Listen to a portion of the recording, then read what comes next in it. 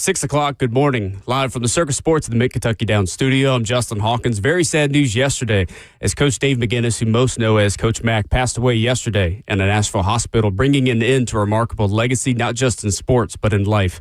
His impact went beyond wins and losses, but in the wealth of people that he knew and encountered, whether it was in the NFL, the Titans, here at 104.5 The Zone, or fans. Coach Mack accumulated 3 decades of coaching experience from 1986 to 2016 with the Bears, Cardinals, Titans, and Rams as a linebackers coach, defensive coordinator, assistant head coach, and as a head coach. He initially joined the Titans family back in 2004 as an assistant coach on Jeff Fisher's staff and then spent 8 seasons as linebackers coach. Then in 2017, took over as game day color analyst for the Titans radio network, a job that he held through the 2025 season, sharing his insight, passion, and experience, as well as showcasing his Macisms. A statement yesterday from owner Amy Adams Strunk said, quote, "Coach Mack was so much more than a coach and broadcaster. Coach Mack gave so much of himself to this organization over the years. His passion, loyalty, and love for the Titans never wavered. He cared deeply about the people around him, and that kindness and authenticity left a lasting impact on everyone that knew him." Coach Mack, Dave McGinnis, a legend, was 74, gone but never forgotten. For all your foundation repair and waterproofing needs, you got to go to USSTN.com. Breaking news at once on your home for the Titans and Vols. This is 104.5 The Zone.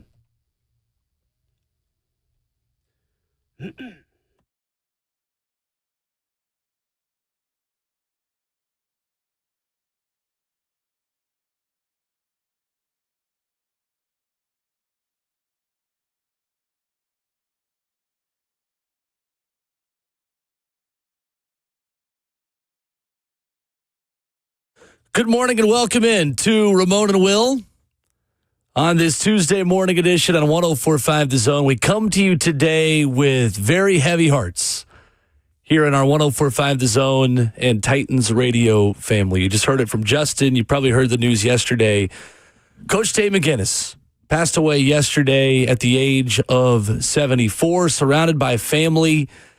He leaves a lasting legacy that we will remember and honor this morning. We have space for so many of your phone calls, a lot of your comments at 615-737-1045.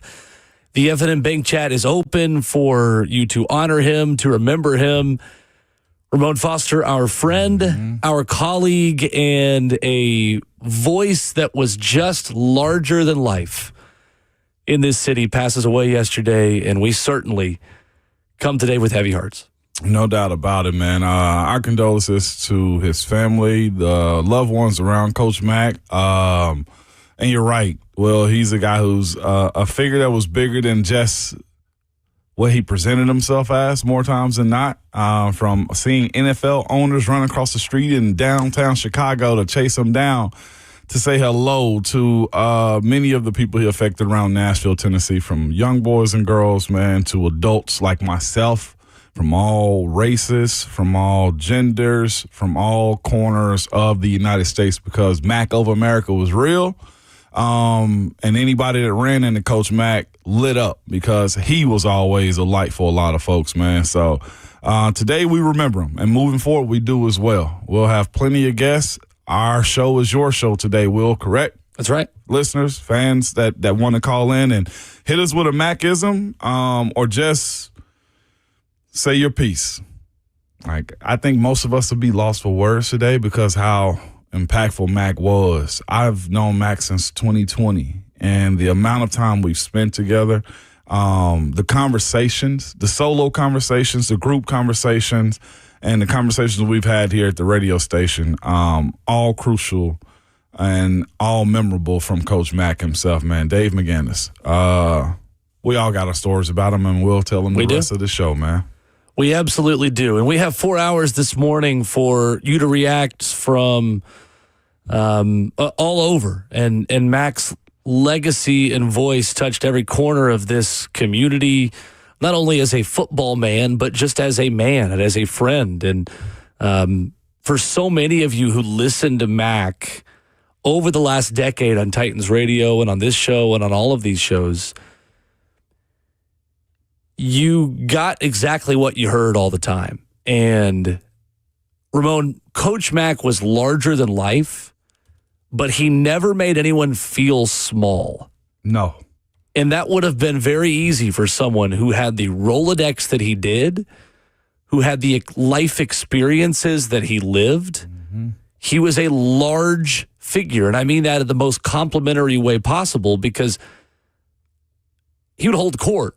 He had Mike Ditka stories, Mike Singletary, Joe Green, Jake Plummer, Joe Green. I mean, truly, and I couldn't stop thinking about this yesterday. One of his favorite phrases was, "Who's Coach Mack know?"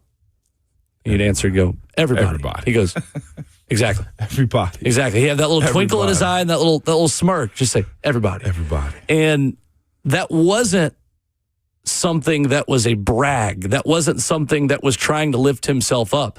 It's the fact that he lifted up every single person that he came in contact with. Sure. And if you met him at a Titans game, if you met him at a 104.5 The Zone or Titans radio broadcast, he made you feel seen and heard. Mm-hmm. And he didn't need to. And every single interaction I had with Mack, he was not the kind of person that was ever trying to check a box, because he's got a lot of boxes to check. Yes, he does. And a lot of people that check in on him and a lot of people that are in his circle. But he always wanted to widen that circle and make you, the listener, feel a part of his family in every interaction. And that is the legacy that Coach Dave McGinnis leaves for this football team, for this city, and for his life as a man.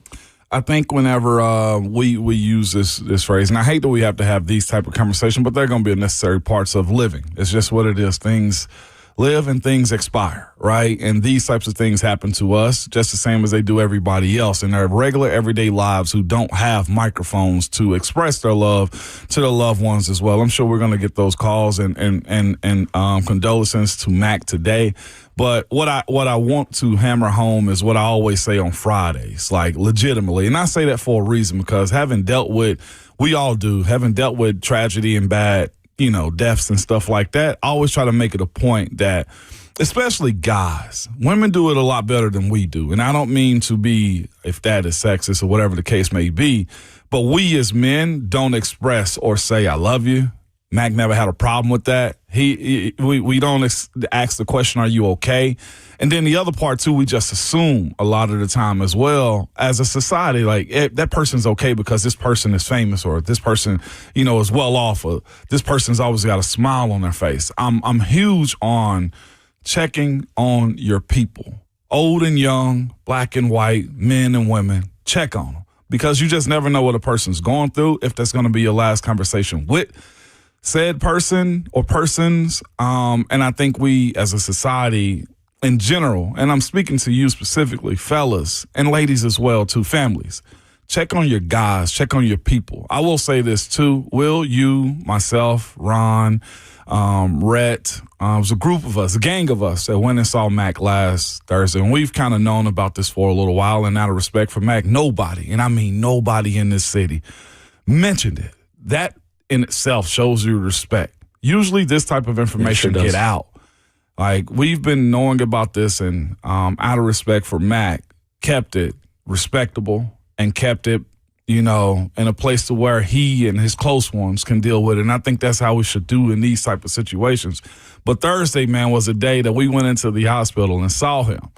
And I was nervous. I'm sure you were. I know you were. Yeah, definitely. I know you were. Ron was as well. Rhett has been up there almost every day. No, every day. Amy Wells was there. There's a whole group of people up there. Betsy Noel, just the entire gang, Coach Fisher. And when we walked in the room, I saw Mack. And it was a smile on his face with the mask over it, oxygen mask. And I go in and I'm, when you see people in the hospital, it's almost as if like, okay, how do I go about this? And I think that's all questions that we have. How do we go about this? And I went up to Mack, man, grabbed his hand, and he brought me closer. And when I tell you, he hugged me long and hard, and just, my eyes getting red now. Just, you could feel and know that he was still in there. And I left out after hearing him hold court, and he did hold court. He was the Mack that he's always is. Mack Daddy. He was Mack Daddy, man. He talked. He trash talked a little bit. He told some stories. Some stuff we can't say on air, and I refuse to say some of the stuff on air. But, man, he was him. And for my own personal selfish side of it, I needed to see him be like that too. And I'm sure the guy that he is and was, he was trying to make sure everybody knew that he was fine. He was Mack at the top level that I've ever seen him is, even on his deathbed, man. And now I was appreciative of it because I'm going to be real with you. With this type of stuff, you get scared. You just don't know how to handle it because Mack there's a superhero. You know what I'm saying? Like with how no question everybody view him. And, man, I was glad I went by because I don't want to say I hesitated, but you do think like this is one of the strongest people you know, one of the coolest guys you know, and still, you know, you see him in that way. But again, I'll say it again. Coach Mack was Mack on Thursday. And I'm glad I got a chance to see him like that. Me too. And, Will, we had a ball. We laughed probably more than we should have for a guy that was on oxygen. He didn't care. And at the end, man, you could tell like he was getting a little tired and we had to remove ourselves. But golly, what a lasting image. And the biggest thing that I took from him was just the amazement and the gratitude for how many just people had checked in. And Dan Pompei is going to join us at 8:20. He wrote about it in a beautiful piece of The Athletic. Jim Wyatt mentioned it as well at TennesseeTitans.com and another beautiful piece that he wrote. The outpouring of support from his former players, from his former colleagues in the coaching community, from his colleagues in the broadcasting community. Dan Pompei mentioned it. He's got about 3,800 contacts in his phone, and he's heard from a lot of them. These last few weeks and the people in his circle. He's got as big a circle as I think anyone has ever had. Man. He lived a true, full life. And the biggest thing I can tell you about Coach Dave McGinnis, for those of you who had passing interactions with him or really got to know him and anyone in between, what you heard is what you got. And his care for this football team, his care for educating this city to learn more about football and be 200 to 300 level fans paled in comparison to the way he cared for the people that he came in contact with every day. He looked you in the eye and he saw you for who you are. Yeah. And for someone with the life experiences that he had, he didn't have to do that. And he always, always did. Absolutely. If you've got a Coach Mack story, we want to hear it. 615-737-1045. We are wide open for your reaction throughout the morning. We mentioned Dan Pompei is going to join us at 8:20. Taylor Zarzer is going to stop by at 8:45. Brad Willis of Tennessee Sports Hall of Fame, former program director here at Cumulus Nashville in 104.5 The Zone. He's going to join us at 9:20 as well, as a longtime engineer on Titans Radio as well. I wanted to give the first call, though, to Eric in Nashville, of course. And Eric and Mack had a great relationship. Eric, of course, a longtime listener here on 104.5 The Zone. Eric, good morning. Go ahead. Hey, guys. I have been a Titans season ticket holder for guys for 27 years. Sad day. Texted a few people that sat in my section in 312, told them about his past. I called Kenny the mailman, and you may hear from him on these airways today, and told him about it. He couldn't believe it, and it's just a real sad day. But just a couple of things, guys, I wanted to say before I get off. First of all, I had, some problems with my hips and stuff, and I had hip replacement surgery and stuff, and it was getting to a point because I hadn't had my disability yet. I got it now. I've had it for about a year and a half, but I called in after the first game, was talking to Coach Mack, and I'm usually the first caller because 90% of the time on both the postgame show and his show, I'm the first caller. Just told him I loved it, enjoyed it, but because of my situation, I just don't know how much longer I'd be able to do it, and don't know if I'll be able to do it next year. Well, right before the went to the break, Brett Ryan said on the air, Eric, we know if you're still listening, we have a special announcement for you. And I said, what in the world is this? So after they came back, him and Coach Mack said, you could call us, get in touch with us, but Coach Mack's lawyer, I guess his name is Donnie Moore, will pay for your season tickets the next year. And that just totally blew me away. It left me speechless. I was not getting on there trying to do that. It just did not expect that. But that's just the kind of man he was.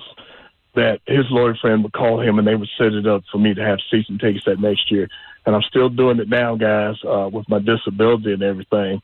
Now, how much longer? I don't know if I'll be able to do it. I don't know if I'll be able to do the new stadium. I'm definitely doing next year, guys, because I have to make a decision about whether I'm going to continue to do it the next few months. But like you said, I love the Macisms, the fact that, and where you get on referees and he says, well, I'd like to say, but I can't say it on the air. He even has to crack it up. And also the fact you get on players, guys. But truly great man, the legend. My thoughts and prayers to him and his family. Also, the Titans fans, he would truly be loved and missed. But the one thing about this that I'm real sad about, guys, is that he's not going to be able to make calls in the new stadium. That for me, but I know he's going to be making the great calls in heaven, guys. And I better get off because I think I'm about to lose the guys. Y'all take care. We'll talk to you good soon. Psyching up, and I know things are going to get better. Titans bad, guys. We'll talk to you later. Thank you. Thank you, Eric. Appreciate the call. It was right. It's well said.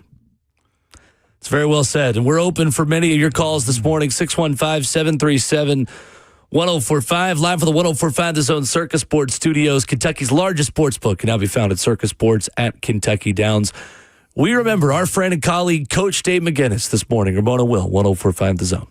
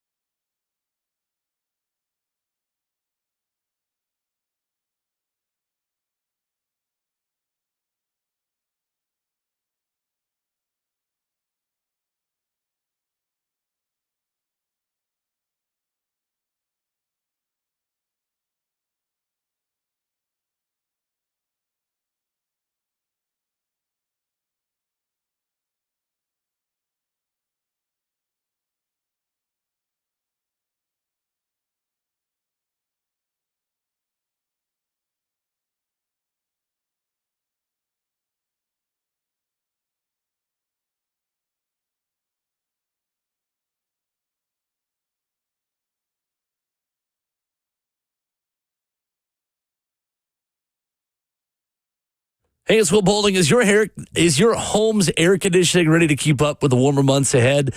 Well, Lee Company has you covered. Lee Company's team of professional technicians will give your home's AC a tune-up as well as seasonal cleaning and maintenance to help you stay ahead of the heat and humidity.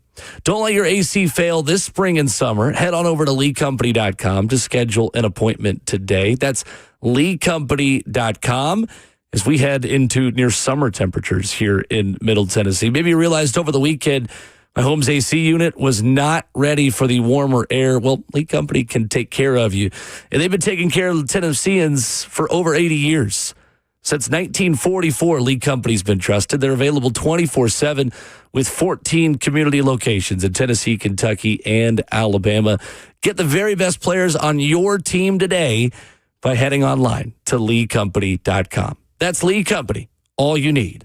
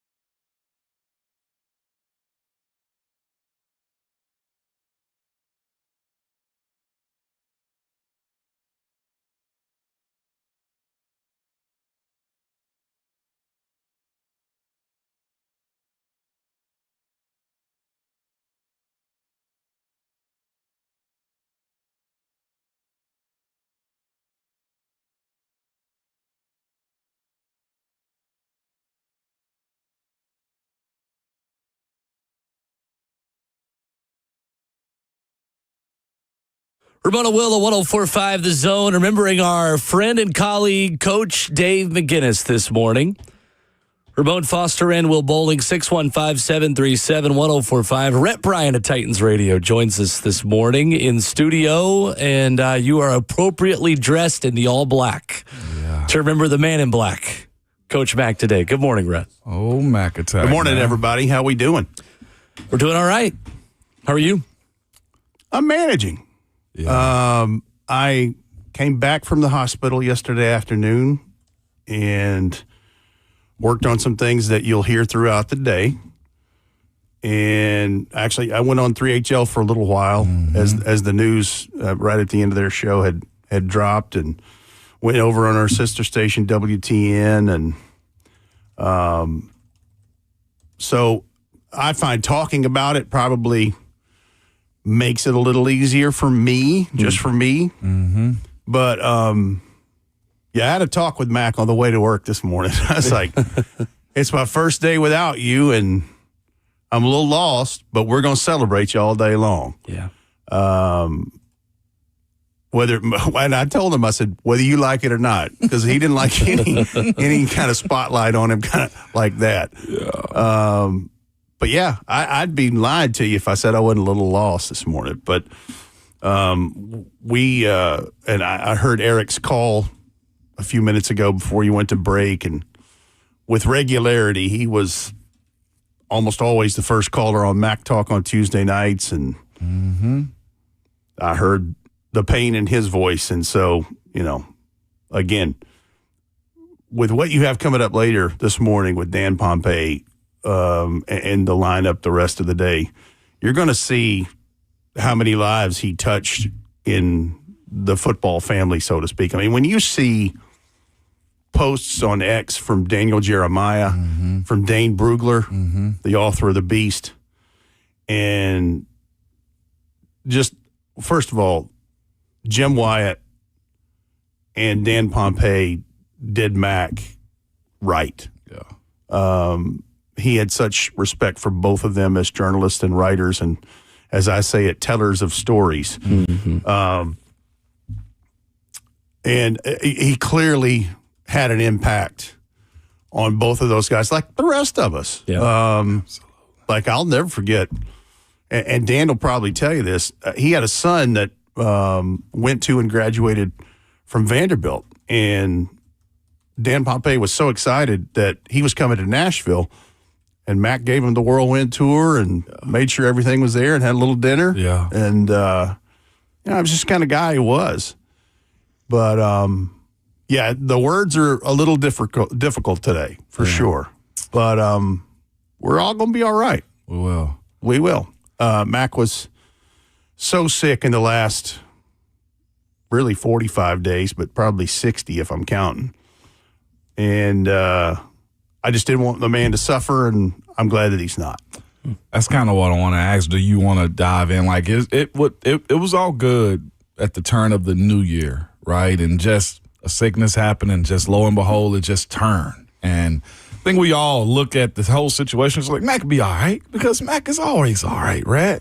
10 feet tall and bulletproof. I'm telling you, right. and that's usually the case in these type of situations, man. And even until like probably 2 weeks ago for myself, I was just like, yeah, it's Mack. Mack's going to be fine. Well, you just never think this, because, again, when the people are around you that are bigger than life sometimes, and Mack is. I said earlier, I'm not sure if you heard me, but like when you got NFL owners running across the street from you, running across the street to you, or just the amount of people that Will said it before in one of his quotes, who does Mack know? Everybody. Like, everybody knows Mack, and that's how big his legend is. So you don't expect or think this will happen, Yeah. And the turn of the year, all good. Yeah. Well, it just reminds us that the balance of life is very delicate. No doubt. It really is. And you're right. You witnessed that before the first road game of the year and regular season opener in 24 in Chicago as George McCaskey and his wife are running across the street dodging cabs in traffic to say hello to Dave McGinnis. Yeah. And that was it. That's the thing. And Will, you said it so correctly in the first segment this morning. of just how what you saw was what you got. And he was never bigger than the moment. He was always, I don't know, he just had a way with people. In Chicago, the late matriarch of the Bears dynasty, Virginia McCaskey, when she passed away, what was that, a little over a year ago, and she made it to 100.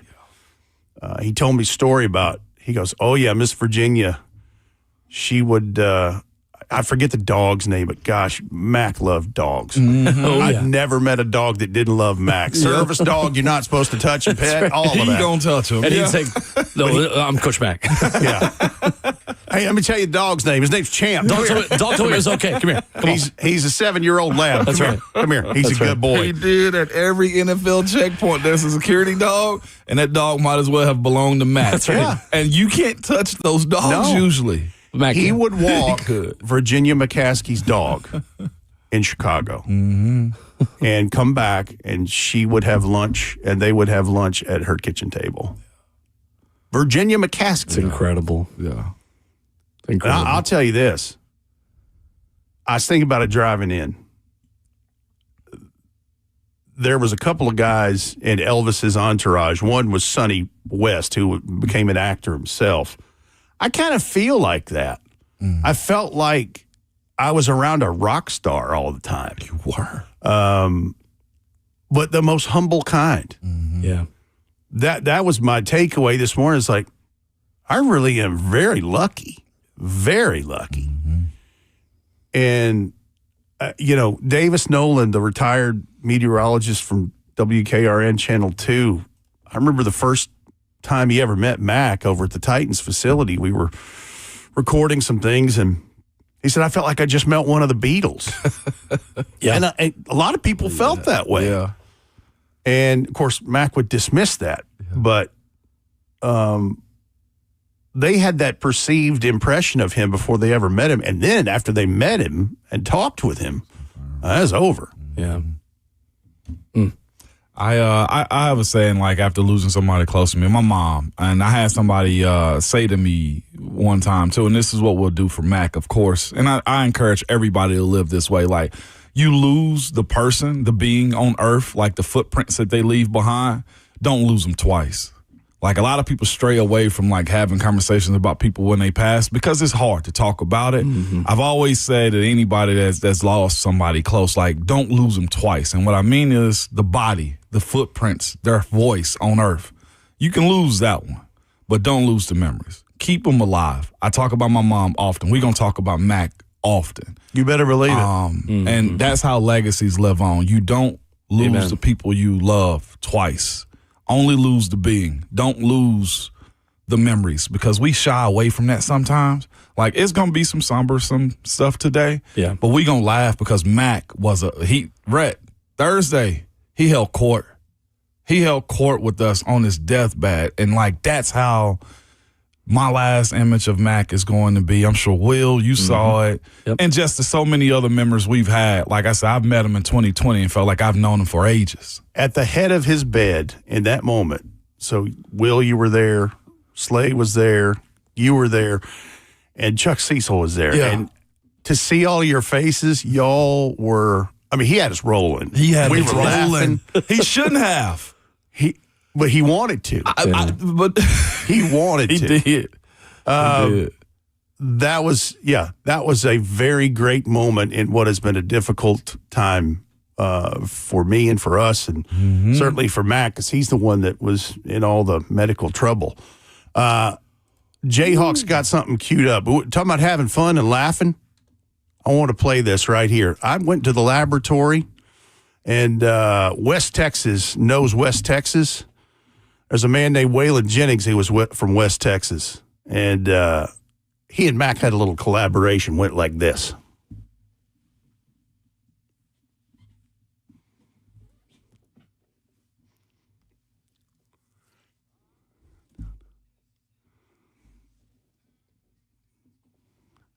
That's actually just the song. Find the one that says Ramblin' Mack. It's all right. There's one in there that says Ramblin' Mack. Ramblin' Mack. Yeah. That's okay. While Justin's looking for that, let's go to Bam real quick on the phone Bam. to remember Coach Mack this morning. What's up, Bam? Yeah. Top of the morning, gentlemen. How's everybody? Morning. We good, man. Doing all Good right. morning. Man, this was kind of heavy one, man.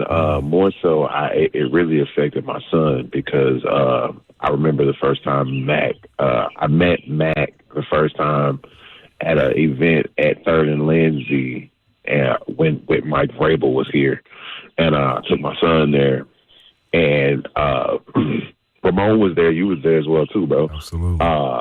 And Mack, when I introduced my son to Mack, Mack had a way with just people, period, especially kids, though, who wanted to play sports. He automatically went into coaching mode about my son and this, that, and the next. And then, when we would go to practice, like the next year when we would go to the, open practices, and he would see how my son sprouted. He would be like, okay, I want you to learn the wide receiver route tree. And, man, my son took that to heart. The next year we went, he was so excited to tell Coach Mack about what he had learned and this, that, or what he was learning on. And Coach would always challenge him to do something else. The next time I see you, I want you to learn this. I want you to do that. So he was always pouring into people.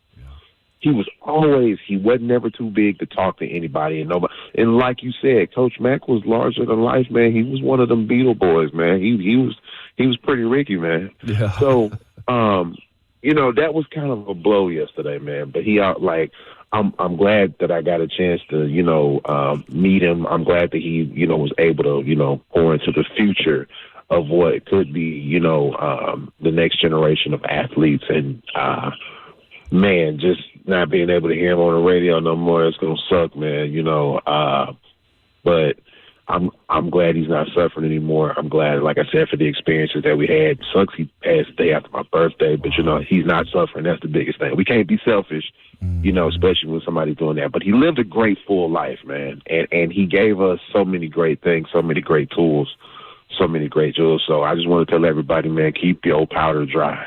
And, gotta love my man Mack, bro. Y'all be No smooth, doubt, man. You All too. right, Bam. Thank you, Bam. Appreciate it, Appreciate Bam. the call.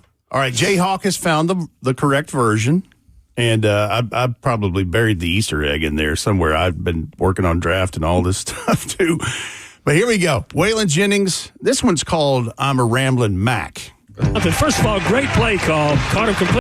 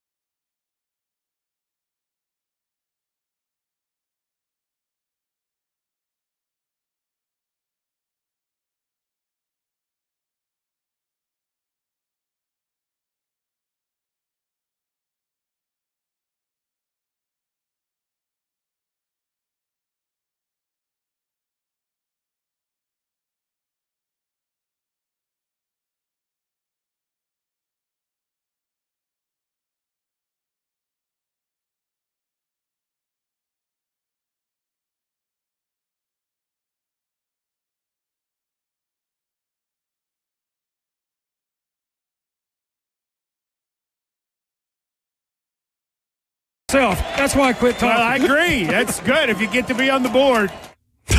Well done. That's awesome right there. Well done. Wow. Phenomenal, right? Beautifully done. And you're right. Don't forget him the second time. Don't forget him. Don't forget him the second So time. that has just a little sprinkling of a million memories that I have of him and so many others. And Bam's right. It won't be the same on Titans Radio. It will not, man. But we will honor him and celebrate him as often as we can. Coming up, we're more remembering Coach Mack, 615-737-1045, as we get you the chance to give us some more phone calls remembering the legend, Mack Daddy, after this.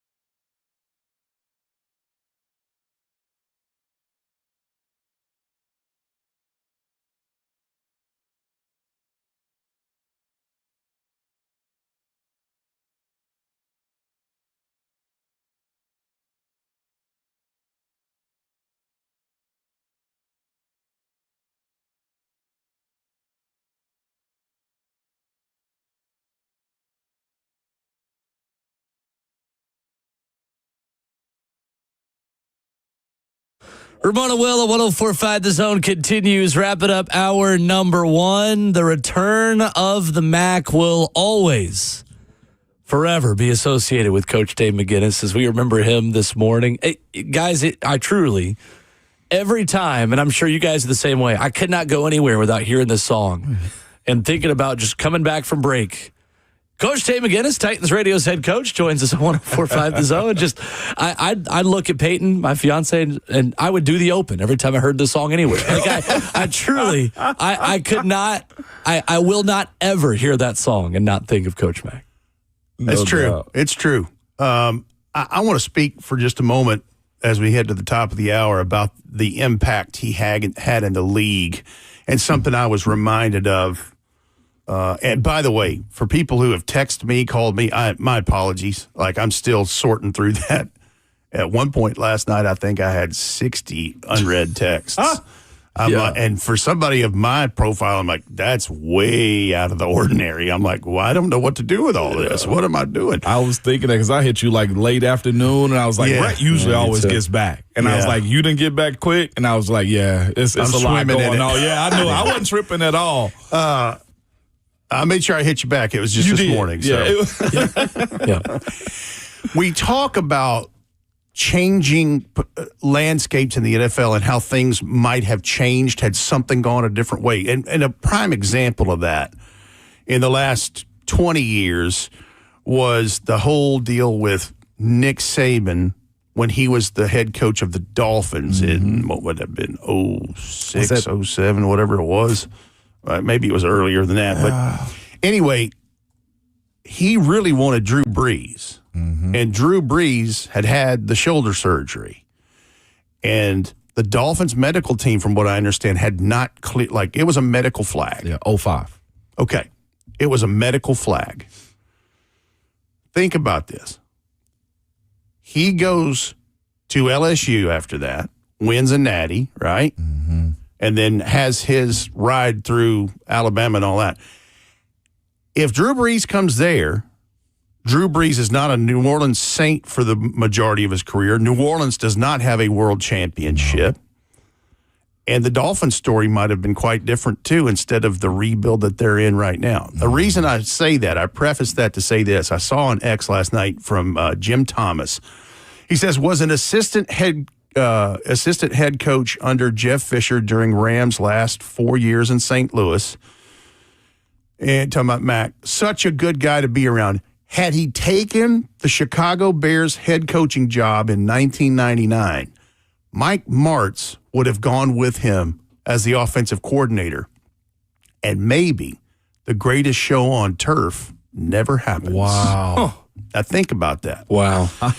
And that's part of the famous and infamous story of Mack would say, I was head coach of the Bears for 6 hours and didn't know it for 3 of them. My absolute favorite Mack story. I love that one. And it was, Michael McCaskey fumbled that one, for lack of a better term. Yeah. And he had players and assistant coaches. Leslie Frazier was one that called him at his hotel room in Chicago and said, hey, man, you're the guy. Like, we're going to line it up. We're going to go. And he's like, what are you talking about? He's like, it's all over WGN that you're the next head coach of the Chicago Bears.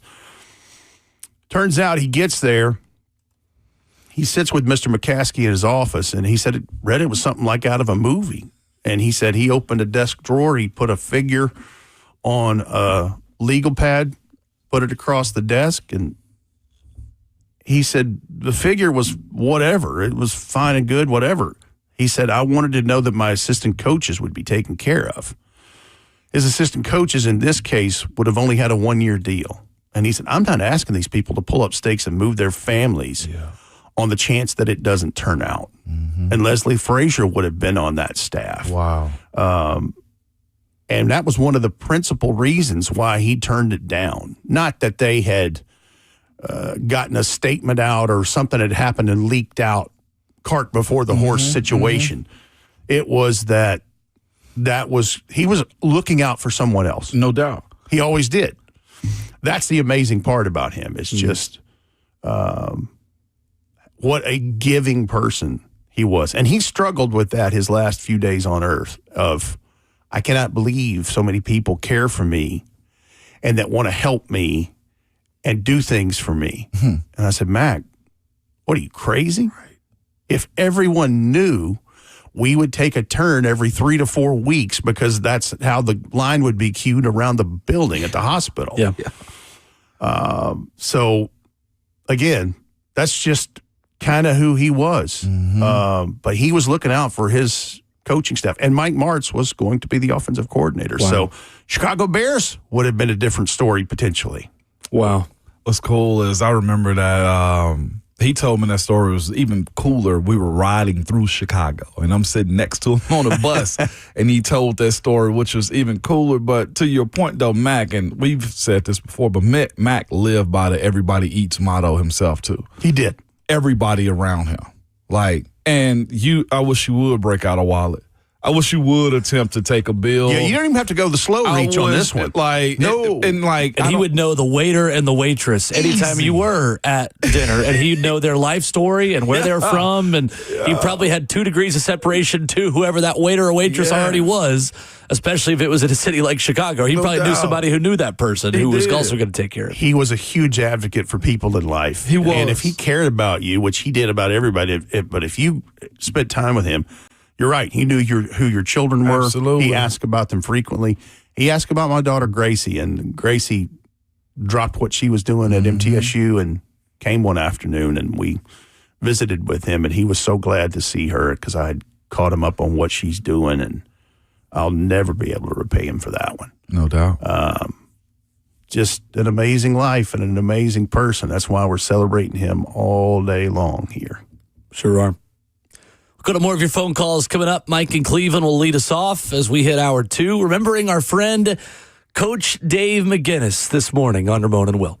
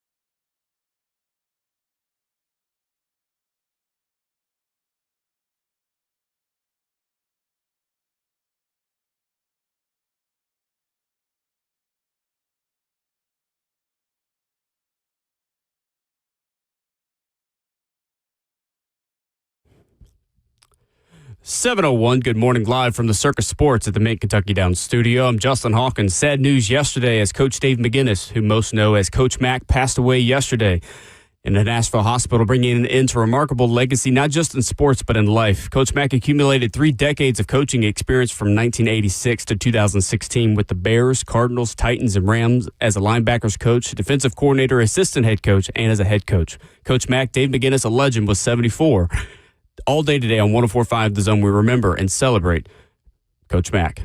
The Nashville Predators were officially eliminated from the playoffs for the second straight year last night after suffering a 3-2 loss to the San Jose Sharks at Bridgestone Arena. The LA Kings beat the Kraken last night, and that was the catalyst to the Preds missing the postseason. One game remains for the Predators, though, which is Thursday against the Anaheim Ducks. Puck drop is at 7 o'clock at Bridgestone Arena. Coming up tonight, Nashville Soccer Club is back on the pitch for the second leg of the CONCACAF Champions Cup against Club America. First kick is at 10:30 p.m. Central Time in Mexico City. For all your foundation repair and waterproofing needs, you got to go to USSTN.com. Breaking news at once on your home for the Titans and Vols. This is 104.5 The Zone.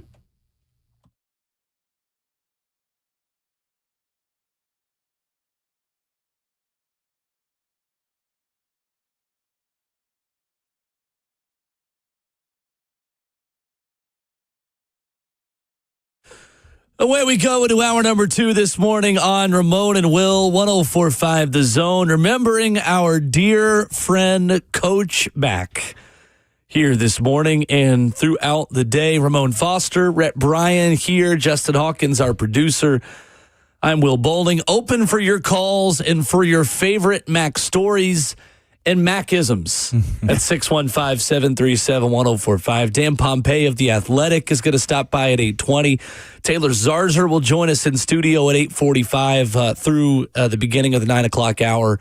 And Brad Willis will stop by this morning as well at 9:20 as we remember our dear friend, Coach Mack. I want to get a couple more phone calls here and have some more of you remember Mack. And guys, as you all know, for the folks that knew him, Mack was a friend, but Mack, in the way that he endeared himself to this market and to this fan base, was a friend to all, whether you knew him personally or whether you didn't.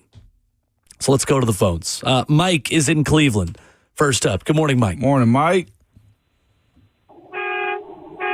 Thank you, Mike. Necessary. Excellent for Mac right there. There it is. Yeah. So, you know, you touched on the return of the Mac before the break, and that's actually what I was going to mention in my, in my call was just, man, anytime I hear return of the Mac, I'm thinking about the show. I'm thinking about Coach Mack stepping up, and I've even had moments where I've looked at my wife and said, "And we're back with a 104.5 The Zone." Seriously, bro. Seriously. All right, even Big my Mike. wife knows. Yeah, even my wife knows. Like, okay, babe. Yeah. Coach Mack. Okay, but But you touched on transitions also. What I was going to say was over the decades of listening to the Zone, we always have those. We've had a few transitions, and it's always that funny time at the beginning where either we're feeling the new person now or we just don't like the new person. Like, Will, you caught it when you first got home, but wow. Coach Mack. No, I did too. Yeah, you did. Not for me though, but yeah, you did. You did for sure.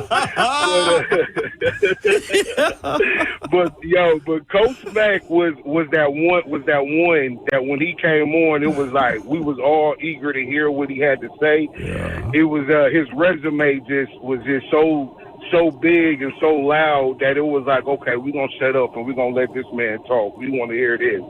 So that was dope having him for that time. The other thing, I'm gonna get all the way trill with y'all, like how I like to do. I've taken something away from each of y'all, and some of the things that's helped me be a smarter football fan. But it's been some of those things that's helped me be a better man all around. Red, his love for music and how he's always spitting the music history definitely has played a part on me. Shay and his childlike goofiness and snarkiness. Will, just how, you can be so matter of fact. And Moan, just how you always so humble and be there for your boy, outside of these phone calls. And with Coach Mack, keep your powder dry, stay patient. That's the fruit of the spirit right there, So I want to thank Coach Mack and give my condolences to his family. And I also want to thank you guys with the Zone and give y'all's flowers for helping your boy not just be a smarter football fan, but a better man as I keep growing. So love y'all and much respect. And one more time for Coach Mack. All right. Yes, we love you, Mike. Appreciate love you, Big you, Mike. Appreciate you. Thank you for the call. Ooh, that's you're going to hear that all day. Just like Mike said. That's going to be the sentiment. Mm-hmm. No doubt. Let's go to Mark in Hopkinsville up next. Good morning, Mark. Morning, Mark. Morning. How y'all fellas doing? We're good. Doing all right. Good. Good morning. Brett, Yes. Brett, I love you, man. Love you too, brother. I wanted to give kind of a quick story of how I met Coach Mack initially. I came up, first time I met him was Veterans Day of last year. And I came up to the studio and with him and Rhett, and we had a, good conversation. And one of the crazy things about it was, I always heard Coach Mack over the radio. And my first time meeting him, I was nervous as all get out because, every time most times you meet your heroes, they're not really exactly what you expect them to be. And Coach Mack was that and more, when I met him. And it was just, as a veteran, it's really hard for us to really show our true selves to people because it's hard to open up. And it was, with Coach Mack, it was just so easy just to open up to him and talk with him about Tillman and everything. And just for him to invite me to be on his show, his radio show, meant a whole lot to me and my family, and I'll tell you one thing that really got to me. So one of the most proudest jobs that I've ever had was in the military, was serving this country. But the only thing that topped that was being a husband and a father. And I had to kick my son out the car and drop him off at school because I knew I was going to kind of get teared up a little bit. But Coach Mack, my son is dear to me, and every game we go to, we'll sit down in our seats in the stand at the stadium, and we see Coach Mack and Rhett sitting up in the radio in their booth, and we'll wave to them.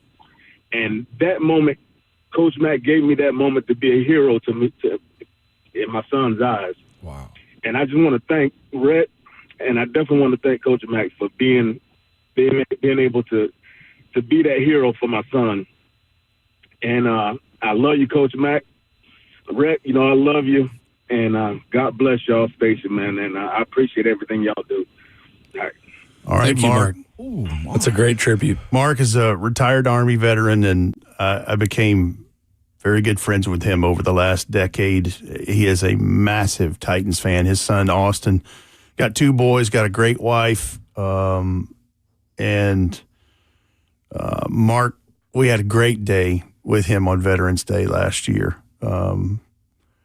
And Mark has been checking on, you said this morning, check on your people. Yeah. He's done that with regularity. And I can't thank him enough for that. And Mack was very appreciative of your service, Mark. He made sure to tell you that in person on the radio, and he carried it with him. He had a very, very solid place in his heart for servicemen and women in this country, and it's led by the one person who is the most impactful person in his life, and that's Pat Tillman.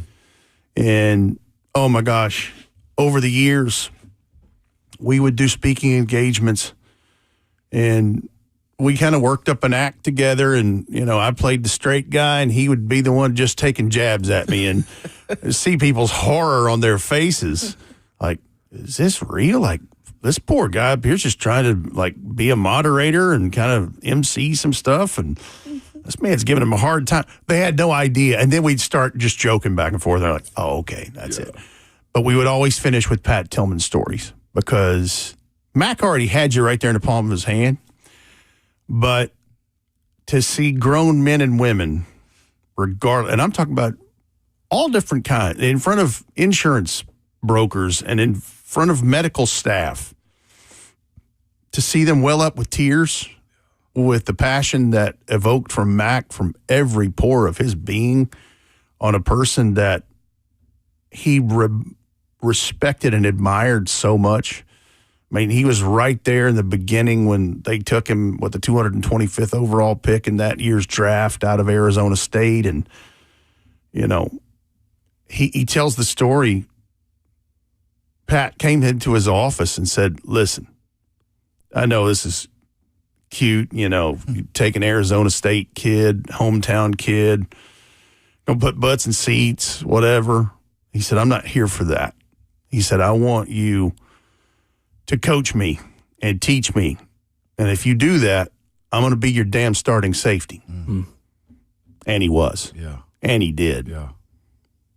And then he gave up everything, including a multi-million-dollar, multi-year contract to go serve his country because of something that happened on September the 11th. It's something Mack carried with him the rest of his days.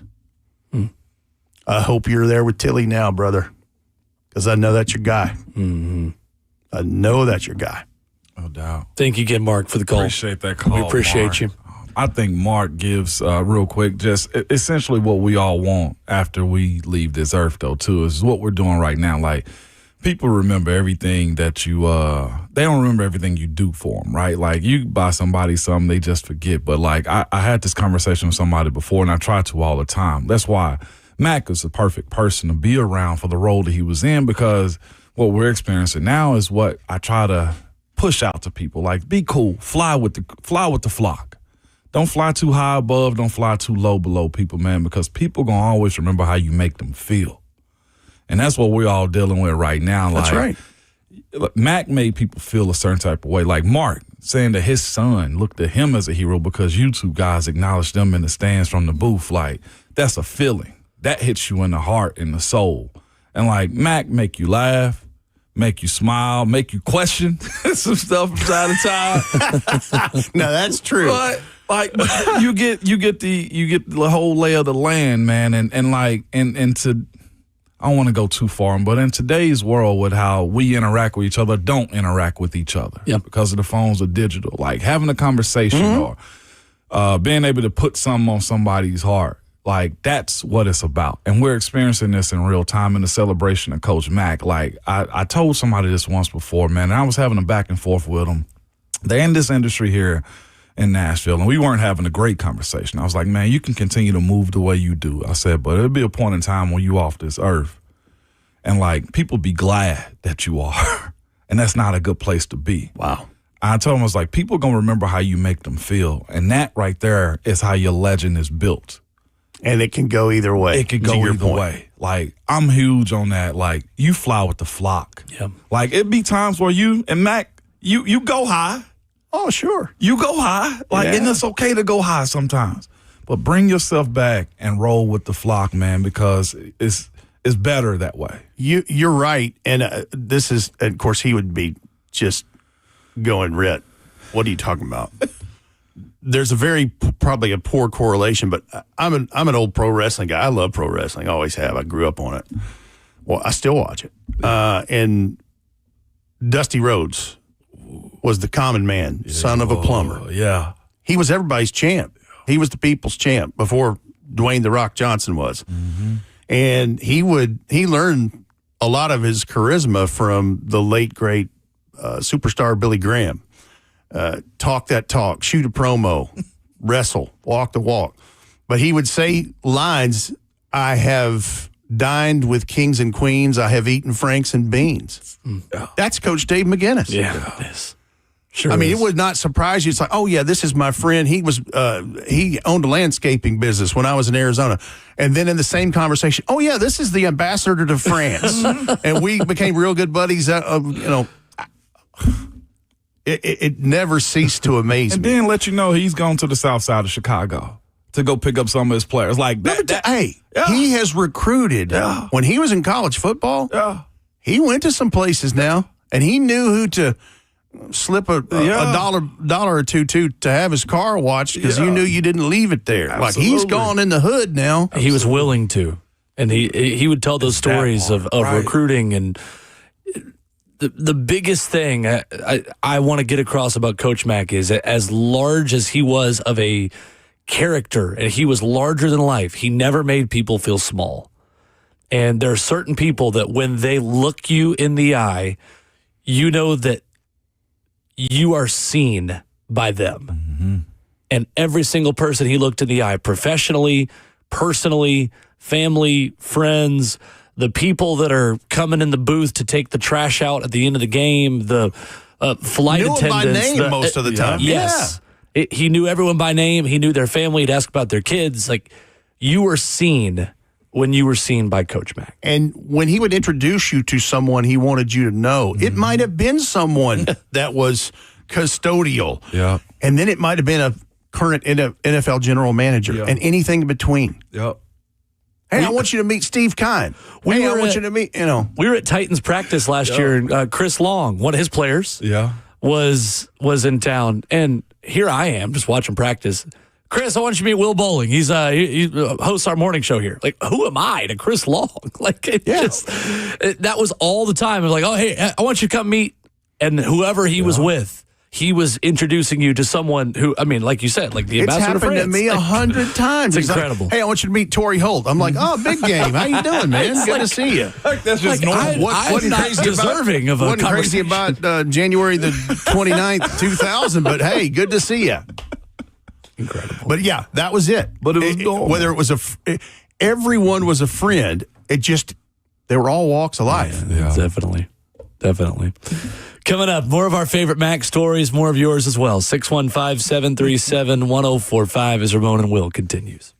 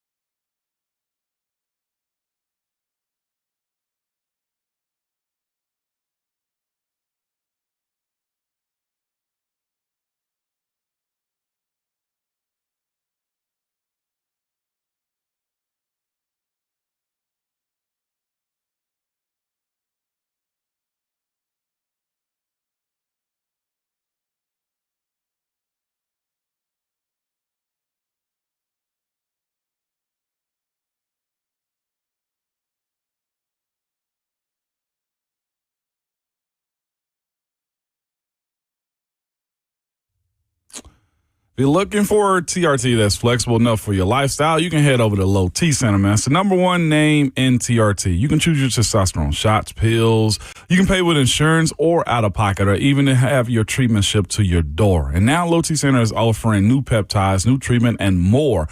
Boost energy, libido, and confidence for results you can feel. Synergex and Low T Center have provided testosterone replacement therapy, hormone therapy tailored to your body, your lifestyle, and your budget. When hormones are imbalanced, patients feel fatigue, low drive, mood changes, and body changes as well. Balancing your hormones means living a better, healthier life. Testosterone also is not just for men. Testosterone is important for women as well. It helps boost energy, confidence, your drive, and more. And no, it won't turn you into a man at all. Doses for women are very careful so you can meet your goals. The free T test is a simple blood test called a total testosterone test. It takes about 20 minutes to get your results, and then you're out the door with answers, personalized and a provider-led care. All the providers are licensed experts in their field, and they won't try to upsell you. They'll tell you what you need to know to meet your goals and suggest treatments made for you. Always human, never robots or chatbots or AI. Book your free testosterone test now at fixmylowt.com. That's fixmylowt.com. Credit card interest rates are now over 29%, and most people are only making the minimum payments, so they're getting nowhere. Hey, it's Will Boulding, but here's what many homeowners don't realize. Using the equity in your home, you could easily access hundreds of thousands in cash. With Loan Pronto's Rapid Equity Loan, you could pay off your credit cards, your existing HELOC, your car loans, or get money for that home improvement project. One client just got $100,000 approved and saved over $1,500 a month. And here's the best part. With Loan Pronto, you can do it all from your phone. With zero out of pocket, no hard credit pull up front, no appraisal, no long drawn out bank process, and no touching your first mortgage. Rates are at near 3-year lows, so act now. Go to loanpronto.com, see how much cash you can get in about 60 seconds. Loan Pronto, 2,800 5-star Google reviews. Call 615-499-5780 or visit loanpronto.com, 615-499-5780. Equal housing lender, NMLS 1661781, NMLSconsumeraccess.org.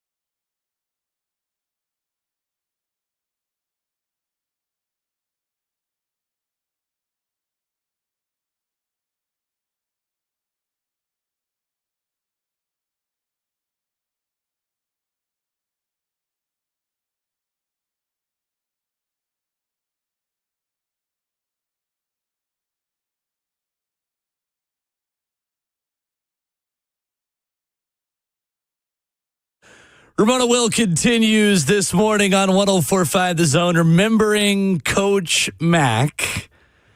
Rep Brian, Ramon Foster, Will Bowling, 615-737-1045. Dan Pompei wrote a beautiful tribute to Coach Dave McGinnis in The Athletic yesterday. He joins us at 8:20. Taylor Zarzer going to come in studio at 8:45, and Brad Willis will join us as well at 9:20 this morning. We've been told a lot of stories this morning on air. I was just telling another one off air, and I'll share it with you guys real quick, and you guys were there for it. We had an event last year with Titans Radio for a lot of the partners of Titans Radio at Zone Talent. We're over at a place here in Nashville, and an event to meet Taylor and TZ, who obviously joined our radio family and joined Titans Radio this year as the new voice of the Titans. And I was grateful, obviously, to be with the team for the first time this year myself and be on the sidelines and being in that role and being in the booth for home games. It was so much fun. And I'll never forget that first day we had this Meet Taylor event. And Rhett and Amy and Taylor and Mack are all up on stage, and y'all are talking about Titans Radio. You're talking about Taylor. You're introducing him, and Mack raises his finger the way he would. And when Mack raised a finger, you knew that Mack immediately had the floor. Mack goes, "Oh, hold on, can we do something real quick? We do something for a minute? Will, come up here." And I'm sitting in about the second row of the stands. He goes, "Come up here. We're in Denver. We're week 1. We're about to kick a field goal. I want you to tell me what it's like on the field. Go." And on the spot, I'm like, yeah, thanks, Taylor. There's wind coming out of the northwest. Joey Sly, I saw him make from 62 in pregame. He's got plenty of leg here. I just bullcrapped my way through it and whatever. Coach Mack, about 5 times before we left that day, "Hey, you did a good job with that report. Hey, you did a real good job with that. That was nice. You're going to be a good addition to our team." And no matter what your job was in that stadium, on air, off air, working for the team, working in promotions, working for this station, just if your face was seen there, Coach Mack made you feel like part of the team. And I, as a lifelong dream of working for Titans Radio, I felt like a part of the team instantly from Mack, and that was a really, really big deal. And so in a funny way and in a really real and memorable way, that was one of my favorite Mack memories last year. So forgive me for whoever did this. I've seen so many notifications on X. Someone said it so aptly in a reply to some posts. Yes, he was a football coach, but he was a life coach. No doubt. And that is so true. Because every one of us has some type of story or takeaway where he took his time. Like, he had a servant's heart because he gave so many gifts, and the gift really was his knowledge and his time. Monetarily, he would flip out something for a big, expensive dinner, sure. Story in a minute. All right, go. I got one real quick. So it's funny. Titans Radio is a family. It just is. Okay? No question. We were rolling together, and we always went. I'm sure y'all did this past year, to go to dinner somewhere. We may have been in Houston. We may have been somewhere, but it's usually a crowd with us. Mack invites whoever he wants to, and they going to show up. And we might have been in Houston. I forget what city we were in. And me, I'm a giving person as well. And plus, I'm thinking of myself in the back of my mind, like I can use the tax write-off any chance I get. You know what I'm saying? So when the bill comes, we had ordered. We drank pretty good and just not drunk, but like drinks were passed around and food was passed around, all the appetizers you can think of, and everybody ordered their own dish too. We might have had like 8 to 10 people with us, usually every single time or more. And I usually will grab the bill. Red will tell you, but I try to at times. I will tell you too. And I never forget, Mack looks over me. I'm about to pay for it. He was like, "Hey, no, absolutely not." He was like, "Put your card up." He was like, "I know you got a little bit of money, but I got way more money than you do right now." And I wasn't offended by it because I'm thinking to myself, like, Mack, I might myself too. But he was just like, "Nope, I got a lot of money too." He was like, "I got a lot of hair and a lot of money. That's one of his favorite phrases. and he didn't say that to be disrespectful. There's reasons behind he would say that. One, Mack been coaching in the NFL since '86. That's the year I was born. And he right. He does, because I'm sure with all he's done in his life and the connection he has, I wasn't offended by it. I laughed my ass off about it as well. But his point was, to your point, he was a servant in a lot of different ways. Yeah.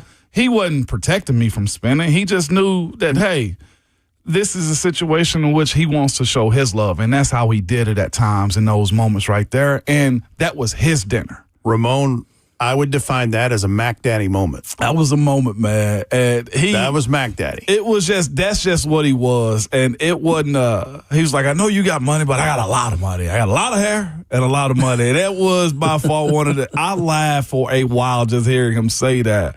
But I'm reading the Dan Pompei article, and it's exactly true with how he spoke about him. He never belittled anybody in anything that he did or said. Like, he had his way of speaking and talking about certain topics and subjects that you have, but the message was always going to be pure in the end. And that was Mack. And he also saved me a couple dollars at night, too, because that was a heavy bill. That was a heavy bill. But a heart as big as ever, man. Speaking of to the man that Coach Mack is, I never really got many opportunities to meet him in person. I met him a few times at Titans training camp or with Titans radio, as I'm more of the behind the scenes kind of person. But I got the very fortunate opportunity to call him every Thursday at 7:20. And I can ask him any question that I want to, right? Because it's my little break that I have, right? Yes. And I've asked him draft questions coming up. But whether he was intentional or not, he's always a coach. Yeah. And being a life coach just kind of is in his blood. Yeah. And some of the things that I take to heart is always you're focused on what's next. Don't get too far ahead, because I would ask him about, okay, first round is on Thursday. What's going to happen in the second and third? It's like, well, we got to pick at number 4, right? We got to pick at number 1, right? Like, let's just focus on this. And so a lot of times when I'm doing things, I actually do remember that, whether that sounds cheesy or not.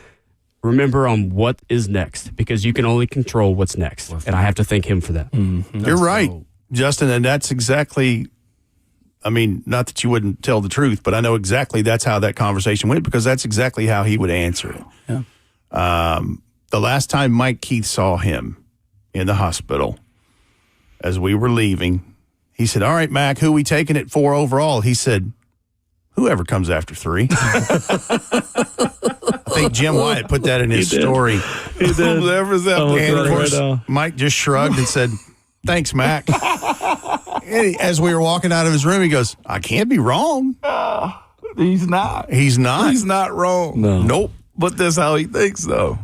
How many times, hey, it's 3rd and 3. What do you like here, Mac? Whatever gets 4 yards. Whatever gets 4 yards.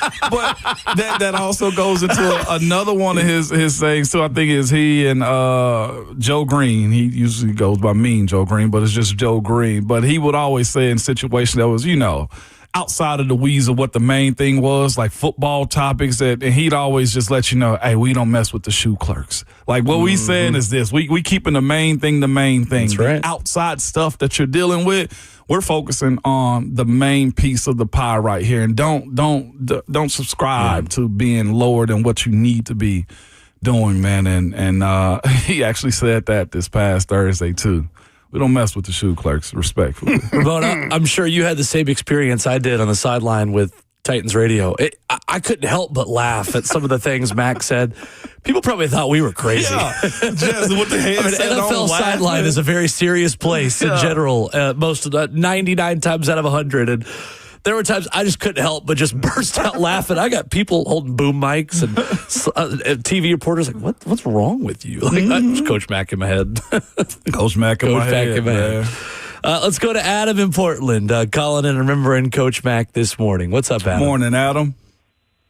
Hey, morning, guys. So my thing is that through the years, there's been, when we lost Steve McNair, when we lost Floyd, there's different moments that kick you in the gut. Yesterday, dude, I couldn't speak for like 5 minutes. It was like I don't know, sudden, and so, and he's a great person. I've never I've never heard the word 12 personnel before. Like, there's a lot of things that he specifically taught, and in such a way that made football more relatable to fans who didn't understand a lot of coach talk. And so I appreciated that part of him. I'll say, I am feeling for your station today because, especially just kind of not even how great he was at football and stuff, but the kind of person he was. He's like a golden retriever, man. Always bringing that good energy. You know what I mean? Just a great person and good hair. So that's a golden retriever thing too. So, but just a great person. And so, Titans radio. 2 years in a row, suffering big time, man. So I'm sure you guys will find a way to bounce back from it. But hearts are poured out for Coach Mack and all you guys today. No doubt. Thank you, Adam. And Adam, we're going to have Brad Willis on a little bit later, too. He actually gave that story this weekend about how he had to, tell Mack, teach the listeners what 12 personnel is. You're saying this, nobody understands what you're saying. And Brad, he discussed that awesome this weekend when we were at Vol Network up in Knoxville. Looking forward to hearing him break that down. And Ray, you was a part of that transition to him teaching Nashvillians and Titans what football terminology is. Mack would always say, he goes, we got to where the last few times we would do speaking engagements together, he said, all right, draw that up. He said, I want to, and wait till you see these people's faces. And we'd have a sheet of paper and a pen, and it was quiz time with Coach Mack. We did it over at Cooper Steel one day, and I thought a lady's head was going to spin off her shoulders. But he would always say, he goes, all right, show of hands, how many of you can count to 5? If you can count to 5, you can learn your NFL personnel groupings. Yes, sir. Absolutely. And then he would, and just put people on the spot like he did with you about your first report. Listen, there's a longtime sales lady downstairs, Tina Carter. He scared her to death one day in the Titans radio suite years ago when we were doing a presentation for sales packages before the season. And she goes, I still have nightmares about that. Come on now, count. What are we doing? Yeah. How many running backs? How many receivers? How many tight ends? That's him. But he said if you can count to 5, you can do it. Well, guess what? Everybody can count to 5. He made it relatable. Let's get one more call in here before we get to our last break of the hour. John in the Borough is up next. Good morning, John. Morning, John. Good morning, everybody. Usually I call in, I got a little pep in my step, but not this morning. The world's a little dimmer today. But this is what I wanted to say about Coach Mack. And I say this for you guys too. Coach Mack was there on the radio for some of my best days and some of my worst. Days that I lost jobs. I got to ignore the world for 45 minutes driving home, getting to listen to Coach Mack. The day that I found out my wife and I were going to have our first and our second borns, Mack Talk was on the radio. And while Coach Mack wasn't physically there for those things, I feel like he got to celebrate with me. And those things matter to me, to a guy like me, right? Don't discount the impact that you guys have on people. There's people in this world that don't have a lot of friends. They turn on the radio, and there you guys are, getting them through the day. Live a life so full and so good that when you stand before the pearly gates, Coach Mack tells St. Peter to keep the powder dry. Y'all have a good one.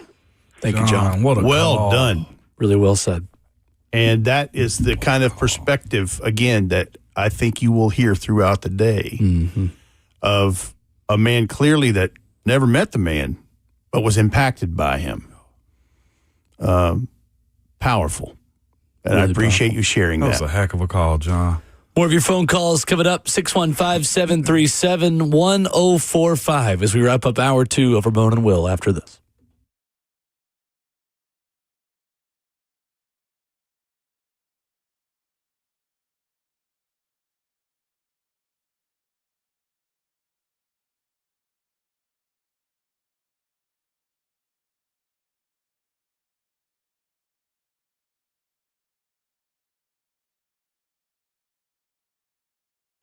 Credit card interest rates are now over 29%, and most people are only making the minimum payments, so they're getting nowhere. Hey, it's Will Bowling. Here's what many homeowners don't realize. Using the equity in your home, you can easily access hundreds of thousands in cash. With Loan Pronto's Rapid Equity Loan, you can pay off your credit cards, your existing HELOC, your car loans, or get money for that home improvement project. One client just got $100,000 approved and saved over $1,500 a month. And here's the best part. With Loan Pronto, you can do it all from your phone with zero out of pocket, no hard credit pull up front, no appraisal, no long, drawn-out bank process, and no touching your first mortgage. Rates are at near 3-year lows, so act now. Go to loanpronto.com, see how much you can get in about 60 seconds. Loan Pronto, 2,800 5-star Google reviews. Call 615-499-5780 or visit loanpronto.com, 615-499-5780, online at loanpronto.com. Equal housing lender, NMLS 1661781, NMLSconsumeraccess.org. Spring is here, and it's a great time to open your windows. But what if your windows don't open easily, or they leak, or are broken, or you repainting them again, man? The pros at Window Nation, they can help you get new, energy-efficient windows at a great price. Well, this is one of the best sales going on, and I do mean sales, man. Well, Window Nation have the more you buy, the more you save sale going on right now. And Ramon, you can save up to 50% off all the windows for your home. You can get them with 0% interest financing for 5 years. You know, experts report that windows retain 80% of their value. Replace your old or builder-grade windows with custom-built, high-quality windows from Window Nation and save up to 50% off all of the windows for your home. Get that 0% interest financing for 5 years. Check them out online at windownation.com. They got an A+ rating for the Better Business Bureau, over 45,000 5-star reviews, and a 96% customer satisfaction rating. That's Window Nation, online at windownation.com.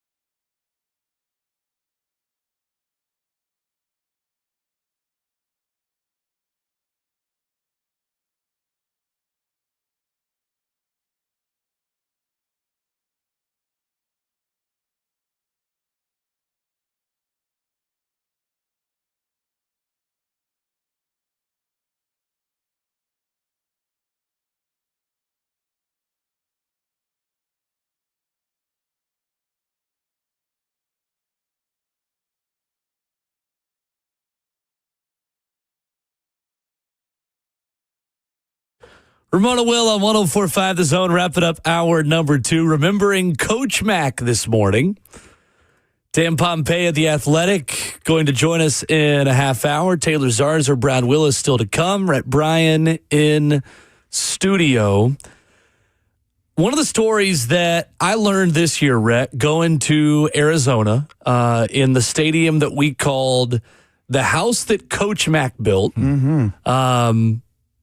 is one that I never really wrapped my head around, because I don't think until this year when we went to Arizona to play the Cardinals that I really wrapped my head around that really being the house that Coach Mack built. It absolutely is. The job that he did the day before a game, Rhett, going door to door to help build that stadium is quintessential Coach Mack. And it was, very close when the referendum passed, but it passed by the measure that they needed it to. And he would tell that story of Jake Plummer and I think Rob Moore when Rob Moore played for him. And he said, here we are knocking on doors, and kids, it's a Saturday morning. Kids are running to the door with bowls of cereal in their hands, watching cartoons, and moms coming with rollers in their hair and getting makeup on. And they're asking them to help vote for whatever this proposition number was or whatever. Yeah, it's I got you, 302. Yeah. But that really happened. And unfortunately, he never got to coach in that building. And as much as Coach Mack loved everybody, there's still a burr in his saddle over that one. I get that. He was very good to the people that were the beat writers, and you can see it all over social media and the web today and last night. But yeah, that one burned. He didn't like that, and I didn't like it for him either. But we get it. We get it. Look, he would say it frequently. The NFL's a zero-sum business. Yeah, it is, and that's the part we're reminded of when a beloved player is traded or released or retires. Something happened. It's a business with a timeline, a deadline, and a bottom line. And he had a very grounded approach to that. I'll tell you, I didn't mean to cut you off. No, I'll tell you're you good. even more so, even traveling with him to the games with Titans Radio, we go in the stadium. I've gone in all the time as a player, just as headphones on, bag in my hand, ready for the battle. You know what I'm saying? And one thing I appreciated about the experience I had with Titans Radio was I got to enjoy the game. I got to watch it from outside the player's perspective and also talk about it with you guys, but specifically in this situation with Coach Mack. And we go into the stadiums, as we said, and there was no security dog that was off limits to Coach Mack.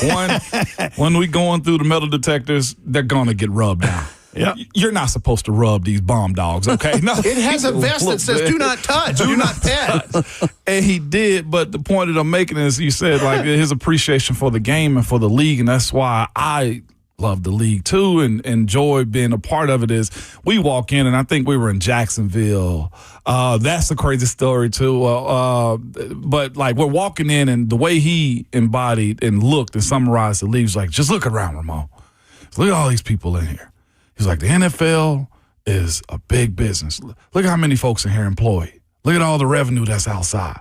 People come here because they love this thing. And it's our job to make sure that this thing is done right. And just how I never looked at the amount of people that have on those shirts, the security folks, the custodians, the catering people, the business names on and around the stadium, and it allows us, and he never shied away from it, allows us who are in it to enjoy it, to be employed by it, and to also make sure that we're curators of all things around the NFL too. And it's not just the NFL, there's other businesses that have it well, but specifically for this one, for a guy that's been in it for as long as he has been, 40 plus years, I grew an appreciation for the game, and he always respected the players that did the work on the field too, that allowed us to enjoy these spoils, man. He was an ambassador, an incredible ambassador for the Titans, but he was an ambassador for the game of football. The game. Period. Yeah, absolutely. He loved high school football. He loved watching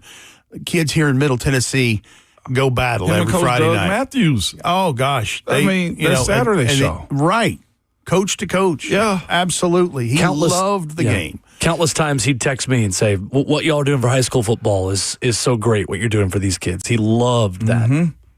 Let me say another place he was an ambassador and advocate for.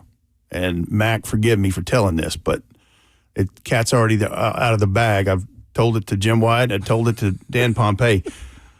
He was an advocate for everyone getting an opportunity. Mm-hmm. And that meant through the accelerator program with the NFL. And he was involved in that pretty heavily. Pac-Man Jones' first agent, Michael Hugh, who works at Cornell, would always consult with Mack and want him to be a part of this through the Fritz Pollard Alliance. And he was supposed to do that at this year's Combine. Again, he's done it here in Nashville, and there were NFL meetings here. I've been a fly on the wall in some of those, just a dry run test. We did a Zoom meeting a year ago for Adden Durde, the defensive coordinator of the world champion Seattle Seahawks. For when his moment comes, Mack put him through his paces, so he's going to be ready. And we were able to, I mean, they even brought me into the conversation about, hey, from a broadcast perspective, and I was like, oh, me? Okay. Like, I got no skin in the game. I'm just a observer here. Mm-hmm. But Mack was an advocate for everyone. Absolutely. And he wanted you to be prepared. And he was honest with Adden.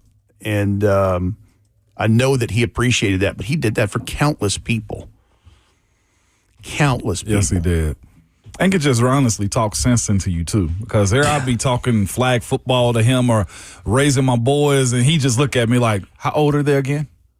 They got time off. It'd be okay. Right. Yeah, it'd just bring a powder. Yeah, dry. Yes, at all times. And you're right. He had a softer side to him. Yeah, he did. But that coach voice would project, and you knew he meant business. And he had a tone that resonated. And for this franchise here, the Titans, and for this fan base, he was the voice of reason in good and bad times and everything in between. I agree. He was. I agree. He would not sugarcoat it, but he would not, step way over the line. He did his due diligence. He was very judicious about how he chose his words. But if it was bad, he was telling you it was bad and what needed to improve. And if it was good, he was going to tell you that too. That's some good. On a scale of 1 to 10? Some good-ish. Let me tell you one last thing. Yeah. I mean, it's just echoing through the league. Brian Callahan has just expressed how much he meant to him. Mike Vrabel, same thing. I mean, you're going to see in the next few days just how many people he had an effect on. Albert Breer yesterday had a nice statement. Mike Garafolo, Dan Pompei, obviously, who wrote the piece of The Athletic. So many journalists and media people and coaches and broadcasters, and he truly just touched so many people in this league in such a impactful and positive way. And I know many of you as listeners can say the same. Joe and Laverne up next, remembering Coach Mack. What's up, Joe? Morning, Joe. I just want to say that one of my favorite things to do on Sunday was to turn the TV sound down and turn Coach Mack up and Mike Keith, and last year with Taylor. I'm truly going to miss that. That was probably, a little hometown flavor. Coach Mack was always on the game, in the game, and I just want to tell, hey, Ramon, the draft's coming up, so as Coach Mack would tell you, do your homework. Love you guys. That's it. That's right. Thank you, Joe. We appreciate you. I'm going to dip out because I know you have more guests coming, but I wanted to. I'm so glad that y'all allowed me just time to talk about my dear friend, Dave McGinnis. Shout out time as I dip out right here for all the people, the staff, the doctors, the nurses at Ascension St. Thomas Midtown and in the rehabilitation hospital. Yeah. Y'all were fantastic to my guy, to my friend. You did a fantastic job. He thanked everyone who came in and out of his life in the last 30 to 45 days of it. And for Don and Kim Mosley, Don, the longtime head trainer for the Tennessee Titans, retired. The work they did incredible to help this man in his last few days on this earth. Philip Noel's wife, Betsy, was a registered nurse and has been for a long time. She was there to help navigate the medical ease and was able to help translate and ask the questions that needed to be asked.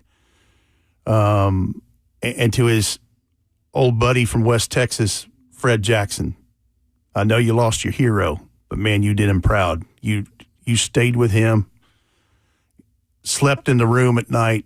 He didn't want to be by himself, and I understand why. Mm-hmm. And for his brother Kevin, his sister Nancy, his niece Rachel, and his niece Jenna, who was there over the weekend, my heart breaks for you. We have a tremendous loss, but I promise you we're going to celebrate him for the rest of this day, and I will celebrate him personally for the rest of my time on this earth. I promise that. Thank you, Rhett. Thank you. We love you. We appreciate you. Love you too, boys. More remembering Coach Mack. Dan Pompei coming up at 8:20. Taylor Zarzer, Brad Willis still to come. Hour 3, Ramon and Will is next.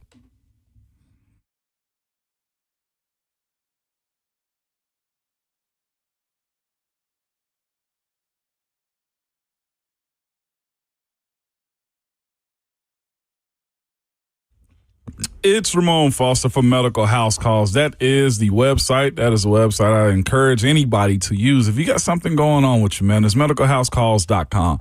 They're available to you 7 days a week from 7 a.m. to 8 p.m. You can also call or text them if you got your phone ready. 615-838-2375. It's the number. You can call or text and somebody will get right back with you within minutes, man. You can book your visit after a quick chat and they will schedule it for you. It's honestly just bringing back the concierge to medicine. It's truly how I see it. If you got something going on, you honestly just scared to go to the doctor, afraid to go into a waiting room, well, guess what? They will come to you at your house, however it looks, and service you however you need. No more waiting in germ-filled urgent care rooms, appointments that don't fit your schedule, or uprooting your life, your kids, or your busy work schedule to go see your doctor. They have transparent pricing that is upfront and not confusing. And for a flat fee, you can get an evaluation, full exam treatment plan, and prescriptions, yes, if you need it. Simply put, man, it's bringing back the concierge to medicine. You head over to the website at medicalhousecalls.com.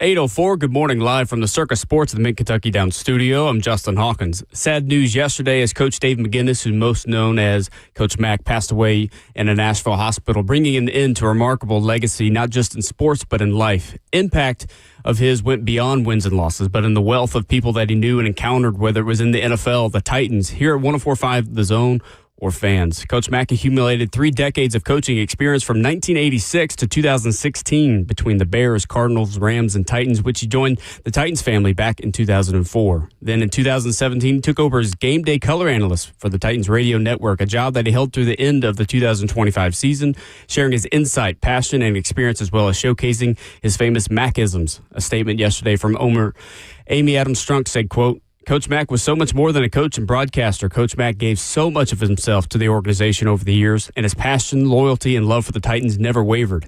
He cared deeply about the people around him, and that kindness and authenticity left a lasting impact on everyone that knew him. Coach Mack, Dave McGinnis, a legend, was 74. All day today on 104.5 The Zone, we remember and celebrate the life of Coach Mack. For all your foundation repair and waterproofing needs, you got to go to USSTN.com. Breaking news at once on your home for the Titans and Vols. This is 104.5 The Zone.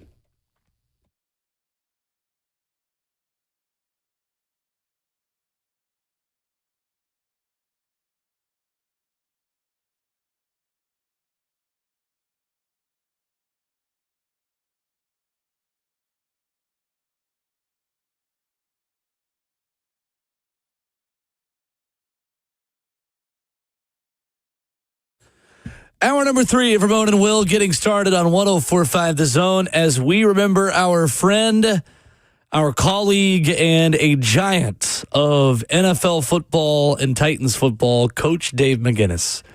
Here today on the show, Ramon Foster, Will Bowling, Justin Hawkins, 615-737-1045, our number, excuse me, as we continue here this morning. Dan Pompei going to join us in 15 minutes. You'll want to hear from him as a longtime NFL writer and storyteller, and he told some excellent stories about Mack in The Athletic yesterday. Taylor Zarzer, voice of the Titans, going to stop by at 8:45. He'll go through the top of the next hour with us, and Brad Willis is going to come in at 9:20 as well. Ramon, it has been heartwarming on a difficult day for us and a difficult day for Titans fans and Nashvillians, being able to tell so many good stories about the man we loved so much, Dave McGinnis. No doubt about it, man. If you've met him or just heard him, you grew attached to him. As I said before, it's just a guy's guy, person's person. It's the way I look at him as well, man. It wasn't a stranger that he ever met. I don't care where you came from or how you got there. He was going to come up to you. That's right. And that's what I admired about him. So, as I've kind of been saying, like a lot of people just act above where they are or what their status is. He never did. And that's one thing I can appreciate about him. I've seen this man in Houston, Indianapolis, Pittsburgh, Miami. It doesn't matter. He was going to have somebody that he was going to have a conversation with and either knew him or he was about to get to know them as well. I've introduced him to some of my good friends, and they speak highly of him. So Rob, who comes on with us, Rob Ayers, who comes on with us, they had conversations at the Senior Bowl a few years back. So it's just a continuation of the type of guy that he is, man, and how he just honestly spread his wings across and just had everybody underneath him, man, and I appreciate Mack for that too. No question. Justin's found some audio of Mack on the show, some fun memories. You found his first visit here with Ramon and Jason Martin on J. Martin Ramon. Yeah, I did some digging, went all the way into the archives. I'm nervous. And found his very first story that I ever told right here on 104.5 The Zone back in 2020 about a monkey that he met during his time in Arizona. When I was a head coach, I had a monkey. The house lived right across from me on top of a hill named Tristan, and Tristan got loose one time, and so I took the flyer up to my press conference. Said, anybody see Tristan the monkey out here in the hills of Arizona here on Eagle Ridge? Please help us find Tristan the monkey. He was gone. I mean, this guy had an elaborate thing. They found Tristan, and then he was so happy that I did it on my press conference. He brought Tristan to my house, to my front door. And one of those things, and that thing was sitting on his shoulder looking at me in the eye, and I know it didn't like me. And all of a sudden, we had about a 12-foot door. It jumped up on top of that door. And I've had Tristan the monkey in my house. I looked Tristan in the eye, and I could tell he didn't like me to begin with. And I was looking at him, and then he just, in a squint, he jumped up on top of that door, and I went, "Ooh, get that dude out of here." Wow. I remember that one. That's amazing. I remember that one, yes. He described it, man, because it's Arizona, of course, like the desert. Tristan was trying to live, and Mack called him out, man. Brought him back home. He was upset with Mack. I remember that. Tristan the monkey. He named a monkey a human name, by the way, too. That's right. I got so many questions behind that one now. Mack had been on the station since he got here in 2017 too. But that first visit with Ramon and Jason back in the day, that's terrific. What else you got back there? Monkey, man. Yeah, so this one's pretty recent. This is one of his last moments on the show here, and talking about John Harbaugh being let go by the Ravens and how Ramon feels like the NFL is pretty tough. Lesson I've learned from this Harbaugh dismissal is, one, yes, you're quick to be fired at any point in time, but like championships, Coach Mack, are so hard. That's a team that's got stud players at every level, and they didn't make the playoffs, Mack. Like, this is a rough business, Coach. Who do you think you're talking to? Man. Honestly. Seriously, that's the one thing. I go back to when Mike Ditka hired me 40 years ago. One of the things he left me with when I was leaving his office, he said, "Kid, I want you to remember this. It's a great business." I said, "I think you're going to have a lot of success, but every day is an interview. Don't ever forget it." A fantastic lesson that's was. Real. And that for Mack was more just about keeping your job. It was as a friend. Mm-hmm. I mean, every day is a job interview in terms of put your best foot forward to people when you interact with somebody.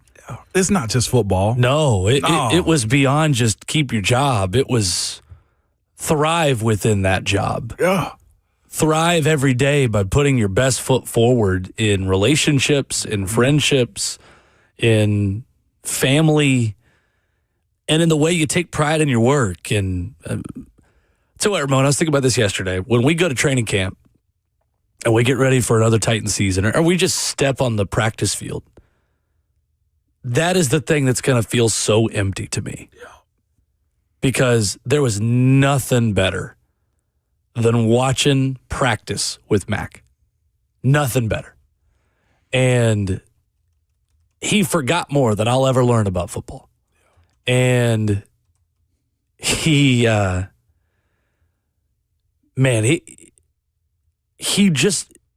cared so much to teach people, but he did it in a way that made sense.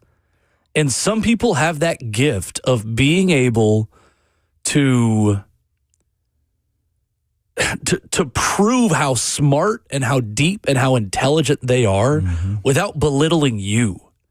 And I think that's the thing that made Mack such an outstanding broadcaster. And Brad Willis will be in here in an hour. He'll talk about it. He went straight from Jeff Fisher's staff to Titans Radio. And he learned how to be a broadcaster in real time. But in a way, he had always been doing it because he was so good at relating to people while also sharing high-level information and experiences in a way that made sense. And good broadcasters have the ability to teach you something in a way that you can pick up and say, "Oh, okay, like I now know what 12 personnel is. I know open middle of the field, closed middle of the field, or man zone declaration.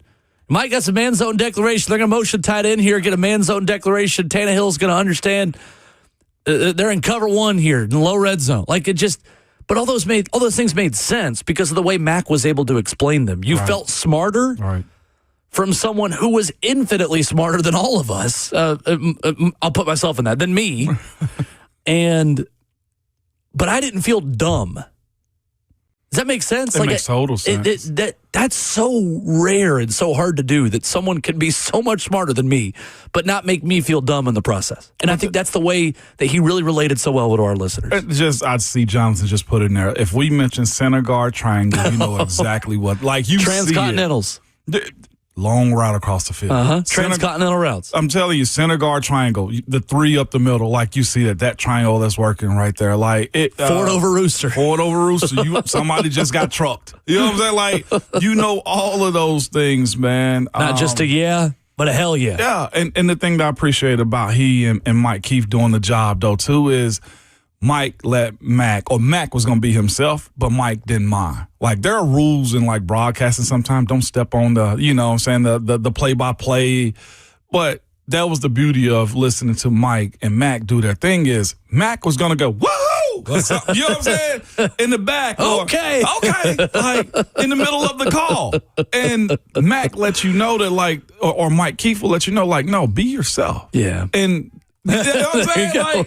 Like, you knew those things are going to happen, and that made it beautiful. Like, it's non-traditional, but that's the reason Mac stuck so much, and he also gave you that fun plus some acknowledgement plus some education on top of it as well. One thing, Justin, I'd love to find, and plenty of time to find it, no rush, but I'd love to find the 99-yard run from Derrick Henry. Yeah. Because there's a lot of Mac in there. On that one. Okay. Yeah. Throws a man down. All right. You know. My guy John hit me. He's like the cylinder. Like, you know what the cylinder is. Yeah, right. In the cylinder. That's right. Cylinder. He'd come over to me. I'd be in the middle of practice, and I wouldn't even see him. He'd go, all right, Will, what defense they in? Middle of the field open or closed here? We're in the red zone, middle of the field closed. What is that? Mac, I think they're in they're man. That's good. You've been listening. And he would walk back away. Let's go real quick to David in Lebanon here. David, what's up? Good morning, guys. I talked to Coach Mack a lot, and I've been out of commission myself being sick, so I hadn't been able to keep up with the radio much. But I called him the man of knowledge. I talked with him on Mack Talk a lot. Mm-hmm. And you're right. The man was full of knowledge, and he made you feel good about the sport. You know, there's not many things to feel good about it anymore. But he made you excited and feel good about it. And I just wanted to say we'll miss you, Coach. And, man, I just don't – it's hitting hard this morning. Yeah. It really is. I'm with you. Thank you, David. I want to let y'all know I appreciate you guys so much, too. Y'all, you just don't know what you mean to guys like us. Man, thank you, David. Appreciate and you. You don't know what you mean to us, too. I throw my hand out the window riding through 109 in Lebanon, man, on Mount Juliet, just so you know. Thank you, David. Appreciate the call. Thank you. Yes, sir. Yes, sir. Coming up, you're going to want to hear Dan Pompei from The Athletic wrote a beautiful tribute and farewell to Coach Mack, which is free to read on The Athletic. We're going to retweet that as well, at Dan Pompei. You're going to love hearing his stories about Coach Mack coming up next.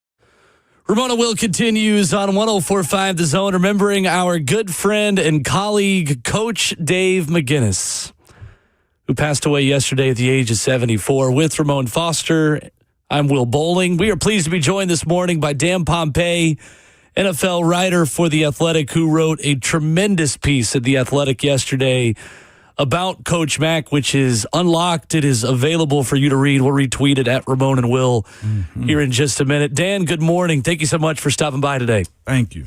Good morning, Will, Ramon. I appreciate you guys having me. I appreciate you doing this for Coach Mack this morning.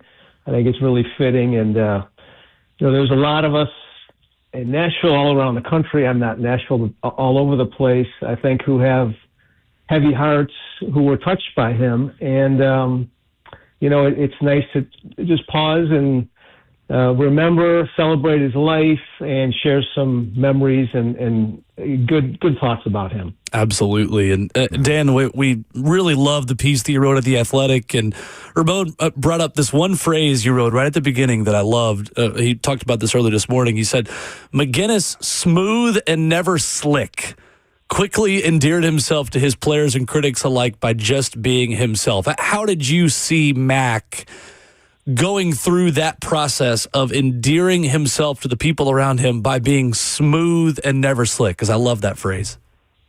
Well, thank you. Yeah, he was just very authentic. He was who he was. He didn't try to be something else. There was no effort in him endearing himself to people. He had a very down-home way of connecting with everybody. I was talking with my wife about this yesterday, that, I probably, like the two of you and many other people, felt like we had a special connection with Coach Mack, and we did. But he really had that special connection with thousands of people. He was just able to have that ability to make everyone feel like they were one of his best friends. And he wasn't being disingenuous with anyone or any part of it. It was just who he was. And one of the things that stood out to me about him that I didn't write about, but some of the people I spoke with for the story mentioned to me, and I know it myself, was that he's very good. He had an uncanny ability to remember all of your relatives, people who were important to you, your close friends, their names, and always ask you about them. Mm-hmm. It was how was your wife Sally? How is your best friend Joe doing? What about your grandchild Bobby? He had this way of always remembering, always thinking, and being able to kind of make you feel good that someone cared about you that much that he remembered. Joined by Dan Pompei, The Athletic, this morning, remembering Coach Mack. Dan, it's fascinating with the names that you're able to reach out to with a guy like Coach Mack, from Coach Rivera all the way to team owners and the numerous amount of cities that he was in, man. And it seems to me that you've met a genuine person when every single individual has either the same stories, the same feelings, or the same just consistency that Coach Mack embodied. And from the time that he got into the NFL till yesterday, Dan, it's amazing that consistency is there, because that's rare to find, especially in the NFL business from time to time. Well, you're right, Ramon. Two things stand out. Number one, so I've known him for over 40 years. I met him when he first came to Chicago in 1986. Never once did I hear him say a bad word about anybody. And, it's a great example for all of us. It's the old thing that many of our mothers told us. If you can't say something good about somebody, say nothing at all. Well, he embodied that. Most of us probably fail at that a little bit. I know I do. But he had reason to say bad things about people. He had that situation with the Bears that he was supposed to be their head coach, and they botched the hiring. He worked for the Cardinals, where the resources were not good, and he was kind of set up to fail. But he never said anything bad. And the other thing is that I have never heard anybody say a bad word about him, and I don't know if anybody ever did. I can imagine it, and I certainly would be shocked to hear anybody have a negative thought about Coach Mack. No doubt about it. And I think it holds true with the almost Bears hiring. It's most coaches' dream, depending upon where their mind is at, that they want to be head coaches. That could be middle school, high school, college, or the NFL, correct? But if you could, Dan, man, can you run this our listeners through why he didn't take that job with the Bears as well? Yeah, so he had been an assistant on staff there. Ownership loved him, especially Ed McCaskey and Virginia McCaskey, who were not like hands-on running the team. Michael was hands-on running the team. So Dave was one of the finalists interviewed, and Michael decided he was going to hire Dave. Well, he puts out a press release, calls for a press conference, and puts out a memo to the staff saying Dave is the next coach, but he never formally offered Dave the job, so Dave didn't know about it. So, it got on the radio. He was getting congratulatory phone calls, and he had not accepted the job, didn't know what the terms were or anything. So eventually they made him an offer that he found kind of insulting. It was an offer that with a buyout after 2 years, which, was kind of unheard of. And he turned it down. So the press conference was called off. They tried to kind of, make good with him and convince him to take the job. But at that point, the damage was done, and he walked away. And, it obviously hurt him because it was a dream job for him and something that he wanted very badly. And, he loved the Bears. He had been there at the time for probably 15 years, 14 years, something like that. Was established in the community, had all kinds of ties, loved the organization, knew the play. It was just the perfect thing for him. And he walked away from it. And again, he never said a bad word. He used to joke about it. Said, I was head coach of the Bears for 6 hours, only knew about it for 3. That's right. That is one of our favorites. Dan Pompei with us this morning. Dan wrote a beautiful piece at The Athletic about Coach Mack. Dan, you also mentioned within this piece about his special bond with Pat Tillman and the Tillman family and the legacy that Pat left in Arizona and the legacy that Coach Mack played such a big role in talking about. And every time he would talk about Pat Tillman with us, those were some of really, to me, the most memorable stories that Mack would tell. And Dan, I know you know as well, that was such a close bond. And to this day with the Tillman family, Mack was so close with them. And Pat clearly had a very big impact on him. He did. And I think there are many, many players who would say they had a special bond with Coach McGinnis. Pat, I think, was certainly in front of the line with those players, and he would have been even if he didn't meet the tragic demise that he did. But the fact that he did, obviously, probably sometimes I think some of those bonds grow even stronger in death. And certainly Coach Mack was able to keep alive the hope and spirit of Pat Tillman by speaking about him, serving on the board of directors, and being a support for his widow, his family, and continuing to tell stories that make all of us remember him.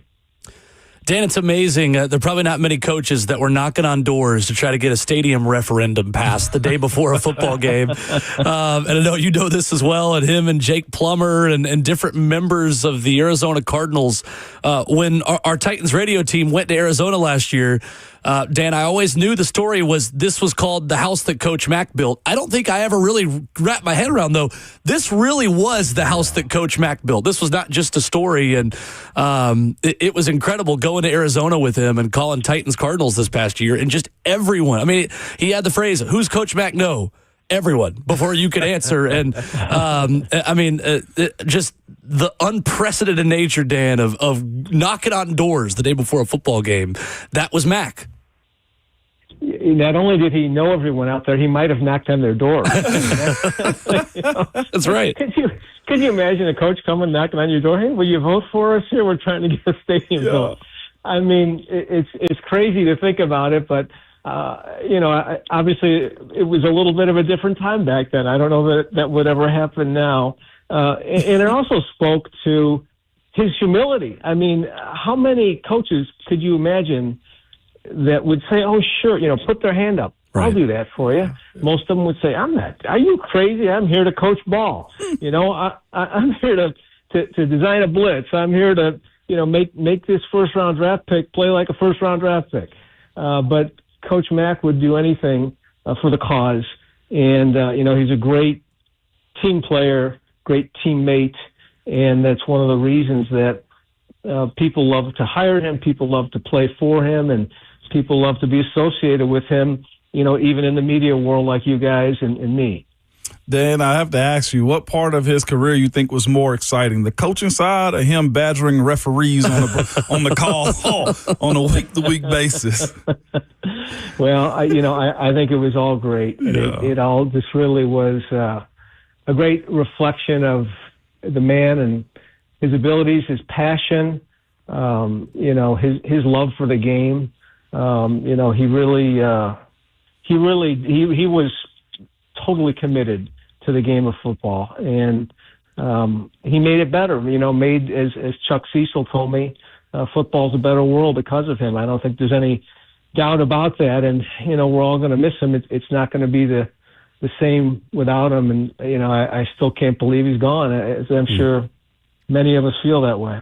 Dan, I will add to it as well. I think you'd be happy about this. Will and myself and my brother Ron Slay, who's here, Rhett Brown, who you spoke to, was there, as well as we talked to Coach Mack, and Cecil was too. And we saw him last Thursday.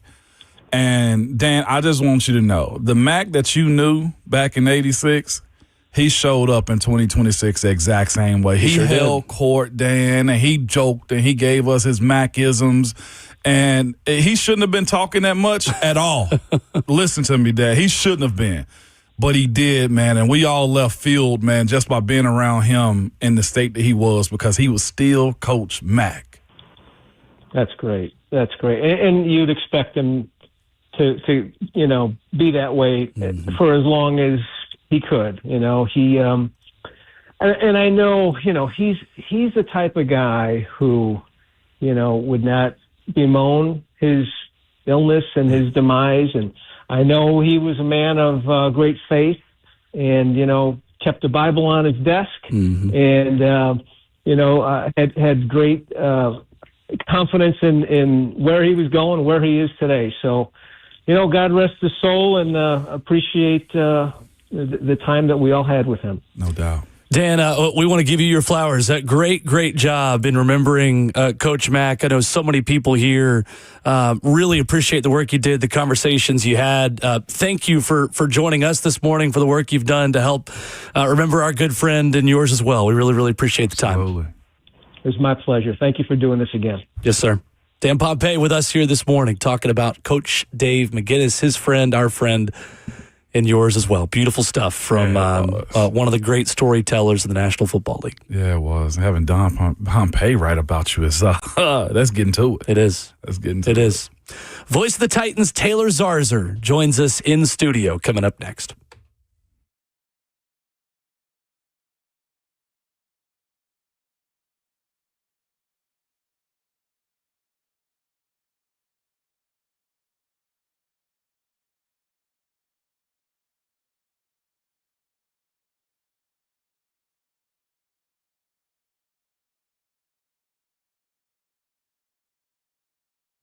It's Ramon Foster, Hiller Plumbing, Heating, Cooling, and Electrical. Letting you good folks know, man, if you're dealing with any of those issues, whether it's plumbing, HVAC, or electrical, man, this is the company that you need to reach out to. They're just reliable. I'm just going to throw it out there.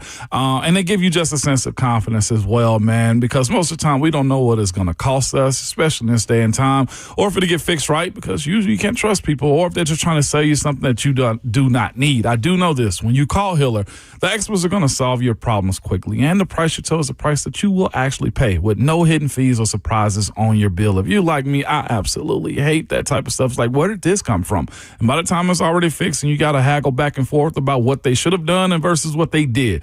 But here's what I do know as well. You don't stay in business for over 35 years if you're not good at what you do. They live by this motto, and it's absolutely true. Happy you'll be, or the service is free. Listen to me. I've had Hiller at my house numerous times for small item things here or there, and they are just very thorough and honest with the work they do. If you want to book with them or learn more about them the way I do, simply head over to happyhiller.com.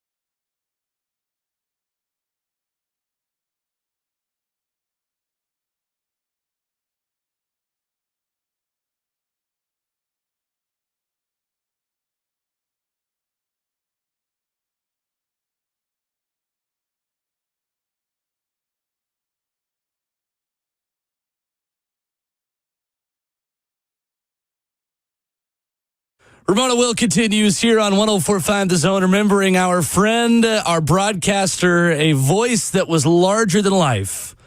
Coach Dave McGinnis here on 104.5 The Zone. Ramon Foster, Will Bowling, joined by the voice of the Titans, Taylor Zarzer, in studio. Back from Augusta, back for the Masters. You crushed it. Able to see Mack and here to remember Mack with us. Taylor, good morning. Welcome. Good morning, my brothers. It's good to be here with you this morning and celebrate a man that we love, and we will we'll continue to try to do that as best we can from now on. He was such a huge part of what we do. He was our rock, our coach. He was the center of what we do, and because of that, this is going to be hard moving forward. While also we celebrate him, it's just. It's going to be hard not to be sad, but we're all going to lean on each other in this studio. We're going to lean on all Titans fans with each other to do that, because I know how much he meant to so many. And guys, I did not know that before I got here. I knew how much I enjoyed listening to Mike Keith and Dave McGinnis call a football game. I knew how great of a defensive mind he was. I had no idea that he poured his heart out into the community, into Titans fans, into all of the people that he loved in the National Football League. His phone and his contacts and his connection to others was extraordinary. And to sit on the very back in the very back of the bus, one row in front of Will Bowling, or one row behind Will Bowling, I should say, in the very, very back of the bus with Coach Mack, and get to listen to what his life was like for 70 plus years, was one of the times of my life. And, you know, I selfishly wish that I had a handful of years left with him. I wish I had 10 plus years of life left in him, because I had so many more questions to ask him, so much more wisdom to learn from him. But I am extremely grateful for yesterday. I'm grateful that he's not suffering anymore. I'm grateful he's at peace. He's in paradise. But I'm also grateful that I got to hold his hand. I got to tell him I loved him. I got to see that little West Texas smile on his face one last time. Yesterday was a powerful day, and I'm grateful for that. But the days ahead are going to be tough. Yeah, they absolutely are. And I remember talking to you last year, a year ago, when you were calling Rory McIlroy's first win at the Masters, talking about the notes that Mack would send and the things that while you're doing a major, while you're doing golf, whether it's that U.S. Open, like different stuff that was going on, like the texts of the updates and the things that Mack would let you in on. To your point about the messages and everything, like remember every time I would see Coach Mack's Bitmoji pop up, and Coach Mack had a Bitmoji that looked just like him. He did. Every holiday, everything. You felt so honored to get a text from Mack of, you know, happy birthday, brother. Hope you're having a good one. Coach Mack, 100 emoji, football emoji, thumbs up emoji, exclamation point emoji. That's such a good point, Will. He was huge on the emojis. He was. 100 emoji was Coach Mack's favorite. But he was just so locked in for his people, and he wanted people to feel included and feel like a part of his football family all the time. Yeah, you know, you have to, this is natural, but when a legend like Mike Keith decides, I'm going to go call the Vols, Titans fans everywhere are going to be, man, we're going to miss Mike. And you should. Yeah. He was the only voice you've ever had. And Mike and Coach Mack are so close, and all the way to the end are so close. And I honestly wondered, how would the guy that is still going to be here accept me? And he put both of his arms on me. And he said, Mike's cheering for you. I'm cheering for you. You're going to be my brother. And I love that you used that word, because, boy, did he pass that word out a lot. And he did. He called me last year at the Masters 3 different times and said, hey, brother, I love you, man. Great job today.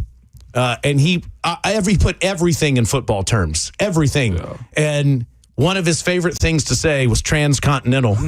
and there was a time last year he was about Rory McIlroy hitting it sideways, and he was like, I thought Rory McIlroy was playing some transcontinental golf today out there on the golf course.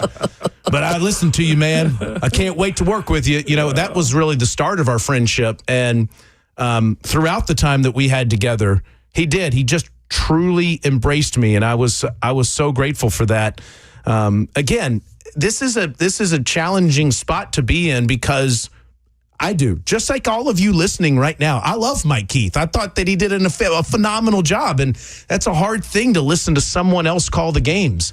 But I think the critical part was just how willing he was to embrace the future of what the Tennessee Titans were going to sound like on the radio, and that's certainly what I appreciated most about him. And that, you're right. It started last year at the Masters, but it was every day. He would check on me every day. And I was unprepared for that. I did not know that the guy I was going to be working with was going to become family as quickly as he did. And Ramon, you know all about that because you spent so many years with him calling Titans games. And Will, you witnessed that last year and just how close our fraternity became in a short period of time.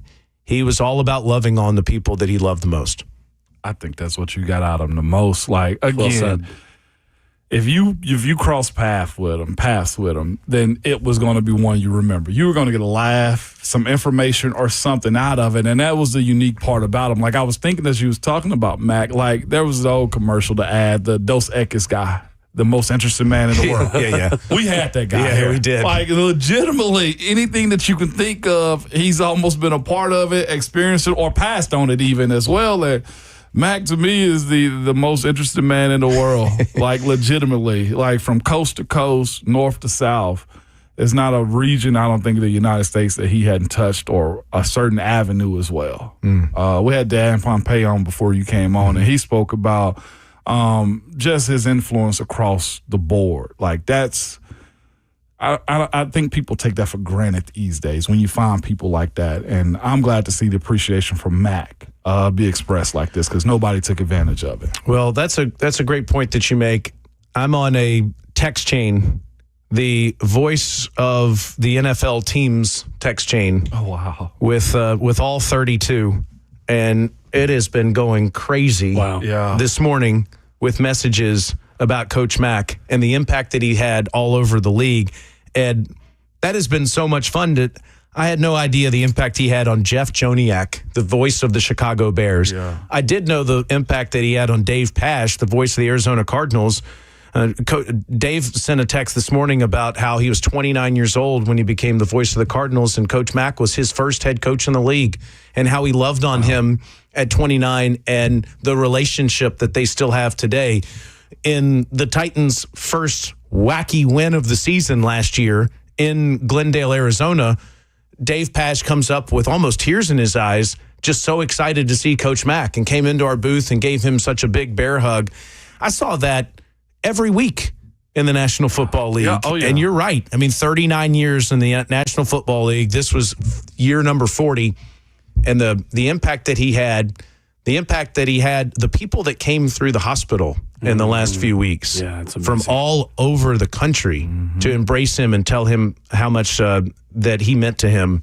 It's extraordinary. It really is. And, you know, if there's one thing that I will take away from him that I hope 5 years from now or 10 years from now or 20 years from now I still think about when I think of Dave McGinnis, it is how much better it is to live your life loving others and opening your heart to others. How much more fulfillment you get out of that. Having a community of people that have each other's back is the best way to live. And he is, I'm telling you, as good an example of that as anyone I've ever met.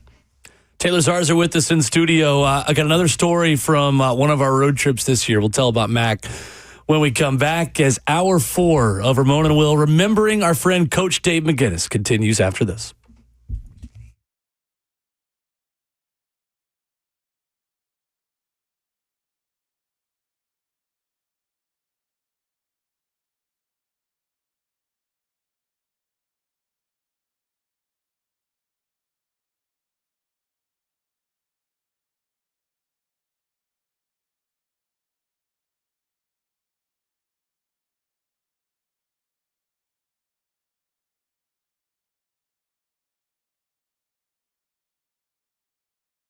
Once a year in the spring, Genesis Diamonds does something incredible. It's a 3-day massive store-wide sale with savings up to 35%. And it's happening April 24th, 25th, and 26th. So go ahead and mark your calendars. If you've been around here for a while, you know what a big deal this is. Exclusive jewelry designers fly in just for this. With trunk loads of all new trendy design jewelry from New York and California. The staff at Genesis know they can break all the rules at this event. Big savings on rings, earrings, pendants, bands, bracelets, and just case after case of mind-blowing deals. During this event, you can also take advantage of extra discounts on natural diamonds and lab-grown diamonds as well. So you can build the ring of your dream and save like never before. Colored gemstones are also included, designer fashion, one-of-a-kind engagement ring mountings as well. This is a once-a-year spring store-wide sale. Special financing also available. Again, 3 days, up to 35% off store-wide. And if you're getting engaged this year, celebrating a milestone, or just want to add some amazing jewelry to your collection, this is the sale you cannot miss. April 24th through the 26th only, and I mean only, at Genesis Diamonds. They're located in Green Hills and Cool Springs.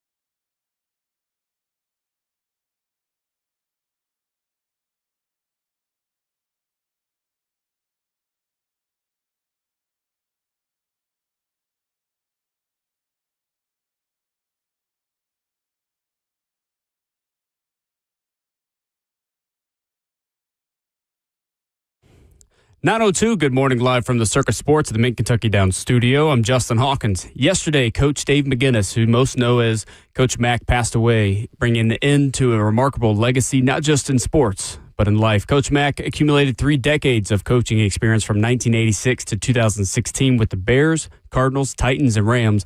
A statement yesterday from owner Amy Adams Strunk said, quote, Coach Mack was so much more than a coach and broadcaster. Coach Mack gave so much of himself to this organization over the years, and his passion, loyalty, and love for the Titans never wavered. Coach Mack, Dave McGinnis, a legend, was 74. We remember and celebrate Coach Mack all day today on 104.5 The Zone. The Nashville Predators last night were officially eliminated from playoff contention for the second straight year, suffering a 3-2 loss to the San Jose Sharks at Bridgestone Arena. The LA Kings beat the Kraken last night and was the catalyst. One game does remain, though, for the Nashville Predators, which is this Thursday against the Anaheim Ducks. Puck drop at Bridgestone Arena is at 7 o'clock. Coming up tonight, Nashville Soccer Club's back on the pitch for the second leg of the CONCACAF Champions Cup against Club America. First kick is at 10:30 p.m. Central Time in Mexico City. For all your foundation repair and waterproofing needs, you've got to go to USSTN.com. Breaking news at once on your home for the Titans and Vols. This is 104.5 The Zone.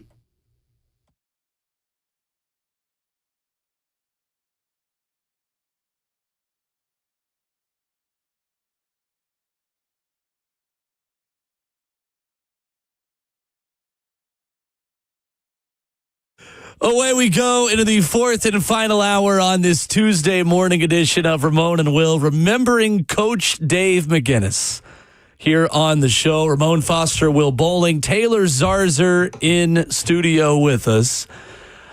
In Cleveland, Ohio, Taylor, the Titans got a win over the Browns this year, and I heard a commotion in the middle of the broadcast. And Ramon, you know that sometimes when you're down on the sideline, you hear something in your ear, but you have no context and no idea because you hear the broadcast and no one's explaining to you, hey, here's what just happened. And the booth was almost ripped apart. And Coach Mack thought it was just the funniest thing in the world, Taylor, that Rhett Bryan standing up and accidentally unplugging something. I think every 20 minutes for the next week, say, hey, Rhett, when you get up, try not to rip up the whole booth here, please. I mean, he was so. That was Coach Mack. He was so tickled by that. Yeah. But so to paint the picture, Kevin Maloney, our great stats man, sits to the far left of the booth. Then it's, if you go from left to right, it's Kevin, then it's me, then it's Rhett, and then it's Coach Mack, who's on the far right corner.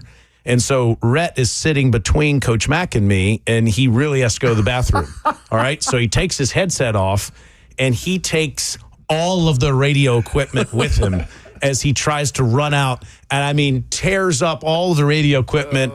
Zeph has to clean up all this stuff in a couple of minutes and connect it all back together so we can come out of the break. And Will is listening to this happen down on the frozen field in Cleveland. It's snowing sideways. And Mack is laughing so hard. And Rhett comes back and he says, Rhett, you tore the whole damn booth down. Try not to tear the whole damn booth down. You took all of Cleveland with you on the way out the door. And on the way back, we're flying back from Cleveland to Nashville, and he's sitting across the aisle from me, and he hits me on the leg like every 30 minutes. He goes, you remember when Rhett tore the whole damn booth down? And I'm like, yeah, Coach, I remember. And Rhett is sitting right there just shaking his head. And he's like, I got it, okay? I did. And he kept saying it over and over again. He goes, perfect. He goes, we going to San Francisco next week? And I said, yeah. And he goes, I hope Rhett doesn't tear up all of Santa Clara. He just couldn't stop saying it. And he said it. And he said it till the day he died. I mean, 100 times. Oh, my gosh. 100 times. That's good. You got his Rhett down, Rhett. It's a mix of Stone Cold and Coach Mack. Man, I will. Rhett Bryan's uncensored performance before a broadcast is one of the more entertaining things you'll ever see. This guy and Coach Mack's give and take was the best. This guy to get his mind right for game day is highly entertaining. I mean, it really is like it's like going to one of the greatest comedy shows for free between 11 a.m. and 12 a.m. Central Time, and he'll get so fired up, and he is saying It's some like a things. game for him. It really is. He's some of the things he's saying about the other team are so funny and can't be repeated. And finally, after he's heard enough, Coach Mack will just scream Rhett's name as loud as he can, which means that's enough. That is one of the biggest things that I will miss is Coach Mack screaming at Rhett before the game. But those two are as close as family gets. And I know you've heard this already and you'll keep hearing it, but that's Rhett Bryan's hero. And that person had as big an impact on Rhett as anyone that's ever lived. And we certainly need to all love on each other. We certainly need to love on Mr. Bryan, who we can't do a Titans game without, and we never will. No doubt. I have to ask you, in your first year being on the road with him, like I heard of the legend, and I've seen it locally in Nashville. But Taylor, you had to have been just in awe of how many times he gets stopped going in and out of those stadiums or at restaurants. Like, that was the one thing I was just like, damn, okay, we're stopping again. Like, it was that every single time, because so many people that Mack had run across or he knew other people knew, we were going to stop time and time again to have conversations with people. We were in Las Vegas and we were trying to leave the stadium, and every 5 seconds somebody would stop him, and there was a woman and her husband there, and he screamed across at her from 30 yards away. He said he hadn't seen her in 15 years. He screamed across at her and he said, "Catherine, what do you know about a post pattern?" And you got no idea how to stop a post pattern. And she was like, "You're right, Coach. I got no idea how to stop." But he just screams at her from across, and she starts laughing so hard. But he had a story like that. Every 5 yards, somebody would stop him, and he did. He poured his heart out into every community, and he had such a huge connection to the entirety of the National Football League. I got a text yesterday from Coach Gruden. We were on a sideline in Tampa before the first preseason game last year, and John Gruden starts elbowing me in the ribs and elbowing Coach Mack. Mike McCoy, when he was originally just one of the assistant coaches on the team last year, he's standing right next to us, and John Gruden is still so mad that Dave McGinnis and the Arizona Cardinals beat the Raiders in the Coliseum, and somebody muffed a punt. And Gruden is still upset about it, and he goes, "Hey, Johnny Cash." You know, Coach Mack always wore black, all black. Yeah. And he was like, "Hey, Johnny Cash with the silver hair Johnny Cash. Remember what you did to me in Los Angeles, right? You remember what you did to me in the Coliseum?" You know, he just kept going on and on and on about it, and he was so upset that the man in black had beaten him in the National Football League. And I got a text about that yesterday from Coach Gruden. But he did. He was everywhere in the National Football League. No doubt about it. That's what you get, though, man. I wanted to play this real quick. You were on Sirius XM Call on Masters Radio for the Masters over the weekend. You crushed it. It was so cool to listen to. You and Kiz and an incredible crew call a pretty magical moment of the fourth ever repeat Masters win in Masters history for the 90th playing of the Masters. And Taylor on Sirius XM gave a great tribute to Mack in a major moment of Rory McIlroy's win. Take a listen to this. We have been fortunate to work with a lot of amazing people in our life, Kiz. Someone that I cherish is a lifelong football man named Dave McGinnis. Broadcaster, defensive coordinator, head coach in the NFL. Something he says every day to me resonates right now. He says it's all about time on task. If you do it over and over and over again, you won't feel it when it matters most. McIlroy in this green side bunker, trying to splash it out and finish off the Masters victory. Beautifully done in Taylor, a major moment in the Masters to give a tip of the cap to Coach Mack. Super dope. Yeah, I wanted it to fit. Obviously, my heart was heavy, and he was all over it. But I wanted it to fit. And he talked every day about time on task. He talked about this young Titans team last year and how much more time that they needed on their tasks. And I thought about how simple it was for Rory McIlroy to finish off the Masters there. Just hit it on the green, 2-putt, and win the Masters and not overthink it. And you have to trust your routine. Ramon, you had to do that every single rep of your NFL career and your terrific collegiate career. You had to concentrate on the fact that you've done this a million times. And that's what he would always say in the biggest moment, time on task. And it was a little challenging to get through, and I'm so grateful. Rhett kept embracing me yesterday and saying, "I'm so glad you made it back, man. I'm so glad you got to say goodbye," and I am too. I know that on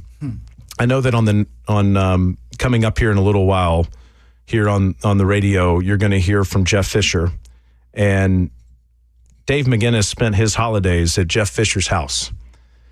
And in the last few hours of Dave McGinnis' life yesterday, Coach Fisher and Rhett Bryan and I and Coach McGinnis' family were able to spend some time with him. And to see the bond, the love between Coach Mack and Fish yesterday in the last few hours is something that I'll cherish forever. And we are lucky that Jeff Fisher is here in Nashville, and we're lucky that he and Coach Mack loved each other so much. And in the days to come, we will celebrate Coach Mack, and we will do that with Fish. Fish has more stories than anyone, but I was really grateful that he allowed me into that setting yesterday, and we were able to share those moments with him. It was a powerful thing. But as you can keep hearing in my voice, we would need to love on each other in the days to come because it'll be tough. He left a massive hole, but I'm thinking about you guys. I'm thinking about our community. I'm thinking about Mike Keith and Coach Mack calling all of those games together and just how wonderful they sounded and how they represented all of us. I'm thinking about Rhett Bryan, and I will keep hugging on that man for the rest of time. One of the things that Coach Mack loved the most was the NFL draft, and he had this incredible binder that Rhett Bryan will now be using during our NFL draft coverage next week.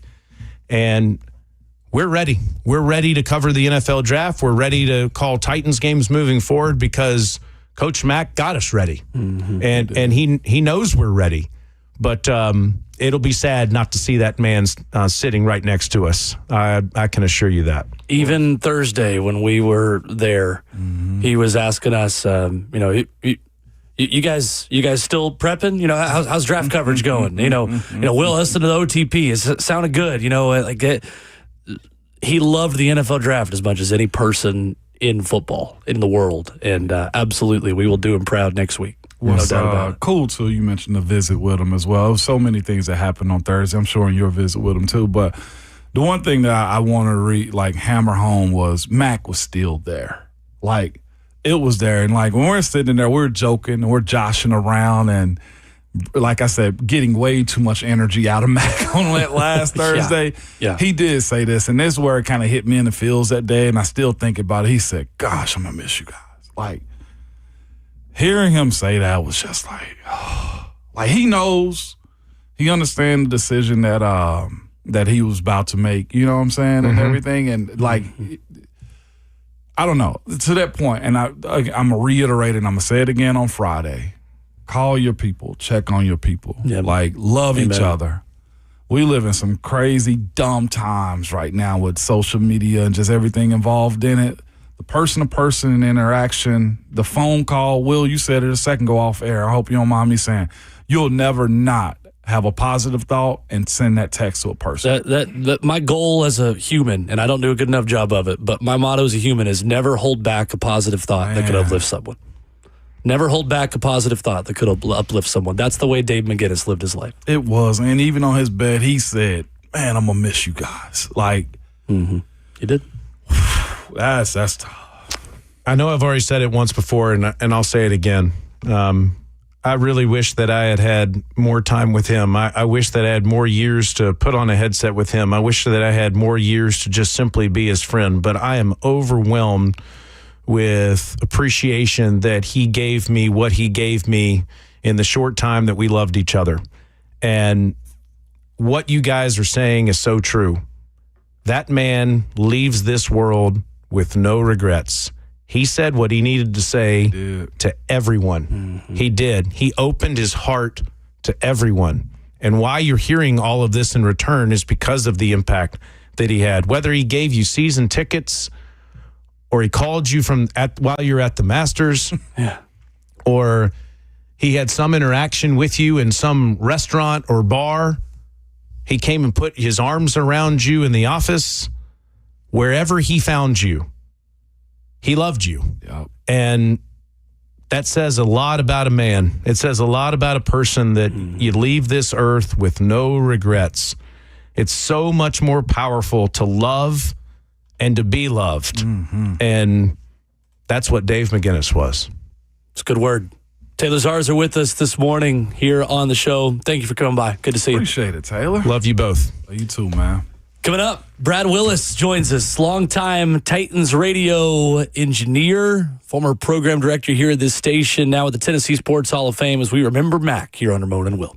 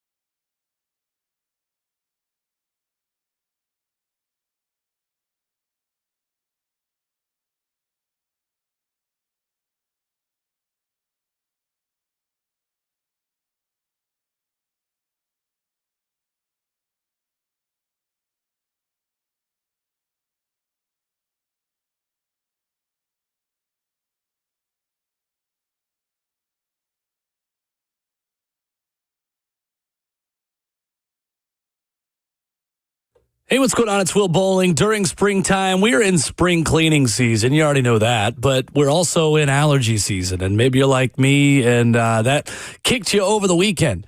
Well, do you know that carpet is the #1 air filter inside the home? And the first step of ridding your home of those germs, the crud, the allergies, is to make sure your carpet's clean the right way. Zero Res is the best carpet cleaner around, and they've got a great deal for you. 2 carpeted rooms plus a hallway for $129. When you trust Zero Res, you get a smarter lasting clean. That's because you don't get the harsh chemicals. There's no soap residue. There's faster dry times. Everything's going to stay cleaner longer. Check out their Google reviews, and you will be convinced. 615-535-9376. Get Zero Res out there to do a deep clean. You will not regret it. Book online at ZeroResNashville.com. That's 615-535-9376. Or online at ZeroResNashville.com. That's Zero Res. Spell it backwards or forwards. It's the right way to clean. And don't forget to ask about their air duct cleaning.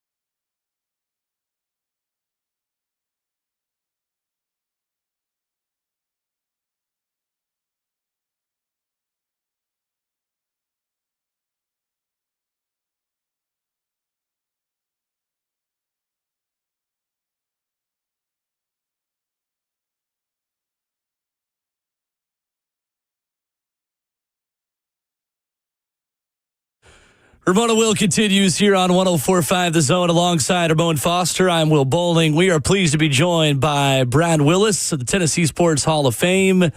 Brad, a longtime teammate of ours here at 104.5 The Zone of Titans Radio with the Vol Network, working with the outstanding crew up there. Brad, good morning. Thank you for being here to help us remember Mack. Good morning. Thanks for making me a part of it. Absolutely. Yeah. I want to go back to the first impression of Dave McGinnis, the broadcaster, because there was not a long amount of time between Dave McGinnis, the coach, and Dave McGinnis, the broadcaster. What were those first days, months, and seasons like as you saw a man who had not broadcasted before quickly learn that he was a natural broadcaster? Yeah, he was the last-minute addition to the team in 2017, and I didn't even get the call, here at the radio station, that it was permanent. It was actually going to happen until Monday of the week of the first preseason game,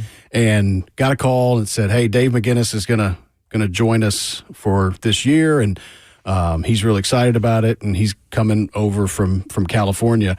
And so at the time, I said, "Can you send me his number? I just want to reach out to him, introduce myself." And so I sent him a text, and I just, it was really straightforward. Just, "Hey, we're really excited to hear that you're joining us. Drive safe." And because he was driving from Malibu, but he had just gotten a new truck, so he was driving from Malibu to Nashville. So I sent him a text. I said, "Travel safe. We're looking forward to having you." I hadn't put the phone down, I don't think, completely on the desk before it rang. And it was Coach Mack, and he called, and it was him just calling. And in typical Coach Mack fashion, he said, "Hey, Brad, just so excited and really looking forward to this. And y'all have got a great crew." And I hung up the phone, and I knew, like this guy is going to fit in so well. Like, you never know when you bring somebody into a group that's already been established for years, like, how's it going to work? And he came in, he just immediately knew. And so we went to dinner the night before we played the Jets in the preseason. We're on the road. We're staying in New Jersey. And so we grabbed dinner, kind of, get a chance for everybody to get to know him a little bit. And he told stories. And that was the great thing that he did so well, is he told such great stories. And he just held court for 3 hours at dinner. And he stood up. He went to the restroom. I looked around. And I said, "That man's going to drop the F-bomb on the radio. Like, it's going to happen." But he never did. So credit to him. But we started the first game, and he was, he's a ball coach. He was open to coaching, and he wanted to be told, how to do things. And I mean, we weren't a quarter into the first preseason game, and he told the story. I looked over at him, and I kind of nudged him to take his headphones off, and I said, "Just do what you're doing right now, and you're going to be great." Mm-hmm. And he did.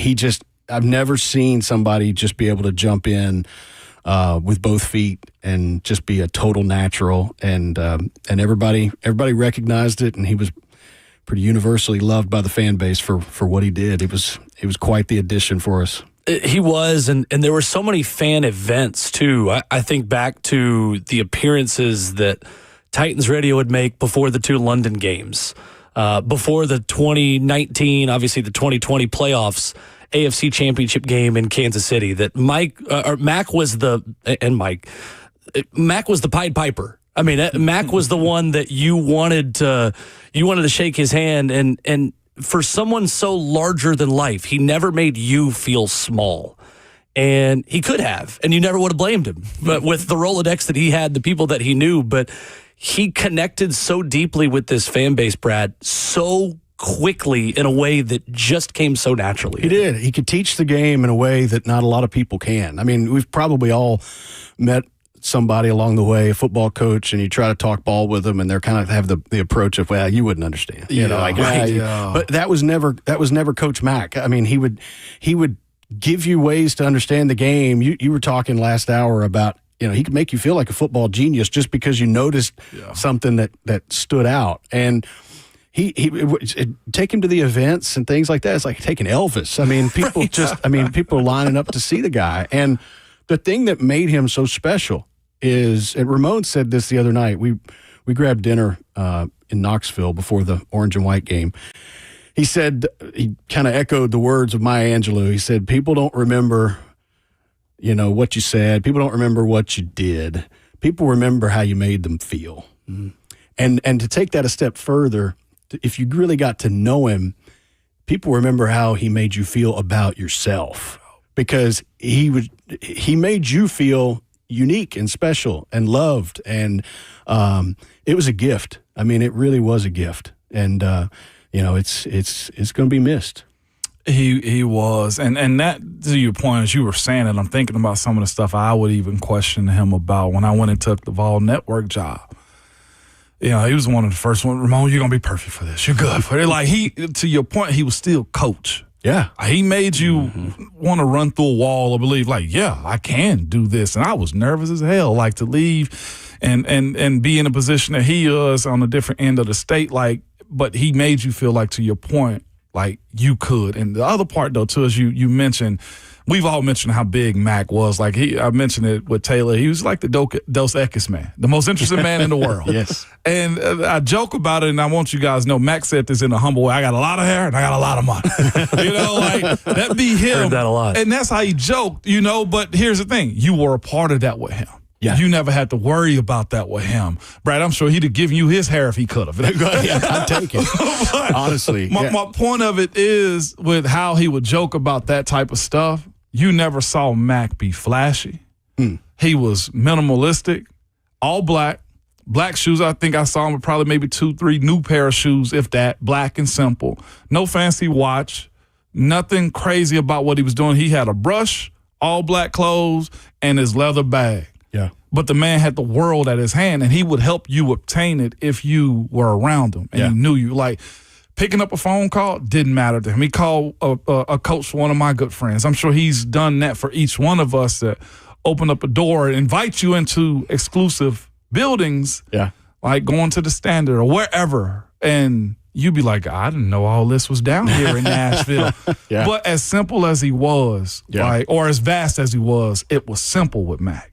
It really was. And he was never unwilling to help. And it's like he very easily could have come into a situation with our broadcast team and kind of just ridden the idea I'm a former head coach and I'm a great analyst and that's all you're going to get out of me. We went to Pittsburgh in the preseason of 2018 and we're at dinner.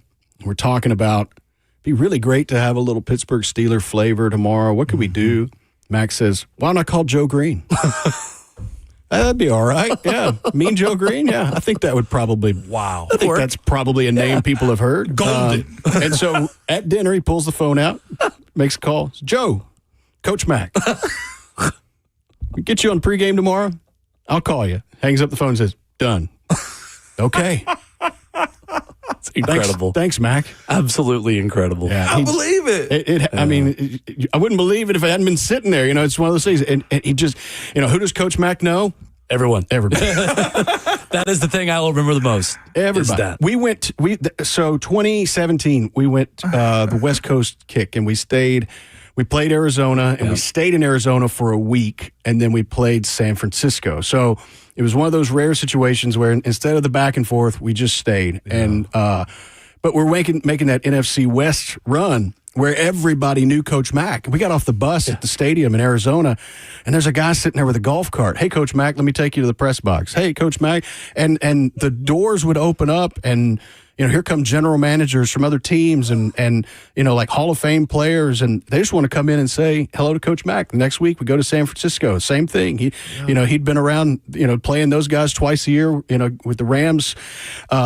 It was such an experience, and nobody ever had a crossword to say about the guy. No. People just lined up to see him and love on him. And people have talked about the last few weeks, and as his health, declined and word kind of started to get around, the people that showed up just to have one more chance to tell him that they love him and that, just to see him and how much they appreciated him, it'd blow you away. It's amazing. It would.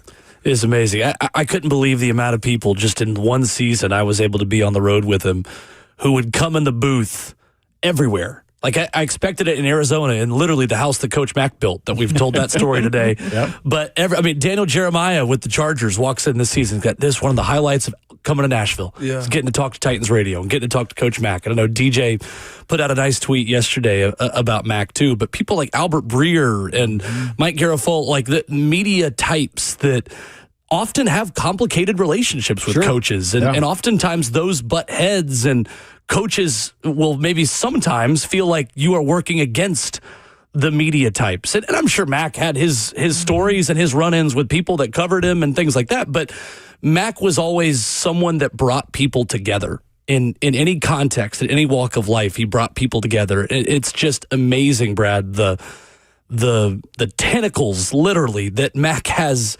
corner to corner in this country as a football man. Yeah. And to your point, with the writers and whatnot, if you scan social media today, it's really kind of a who's who of people who are lining. I saw Adam Schefter, and today Ian Rappaport put out like the headlines, and Max passing was the top headline that he shared. And, again, Dan Pompei, you guys had on last hour,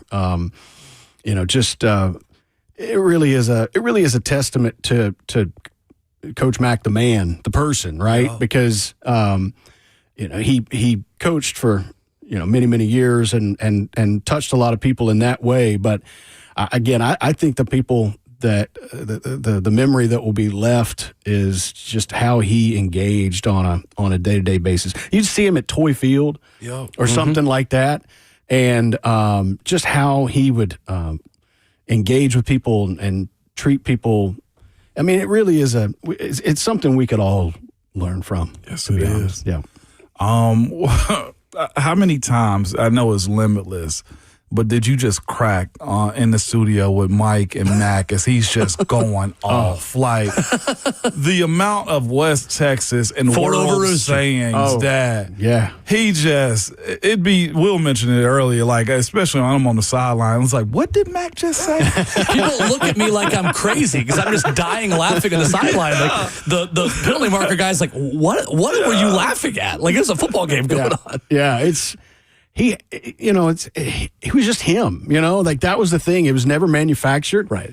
And all the phrases and all the things that stood out, they were so unique to him. I mean, I forget the skinning Jack and the Jenny mule team. The mule team. Yeah. We can play that when we come back. Things where you kind of look over and you're like, do what now? And he kind of explained, and you go, oh, well, yeah, that makes sense. That's a pretty good football analogy. Everything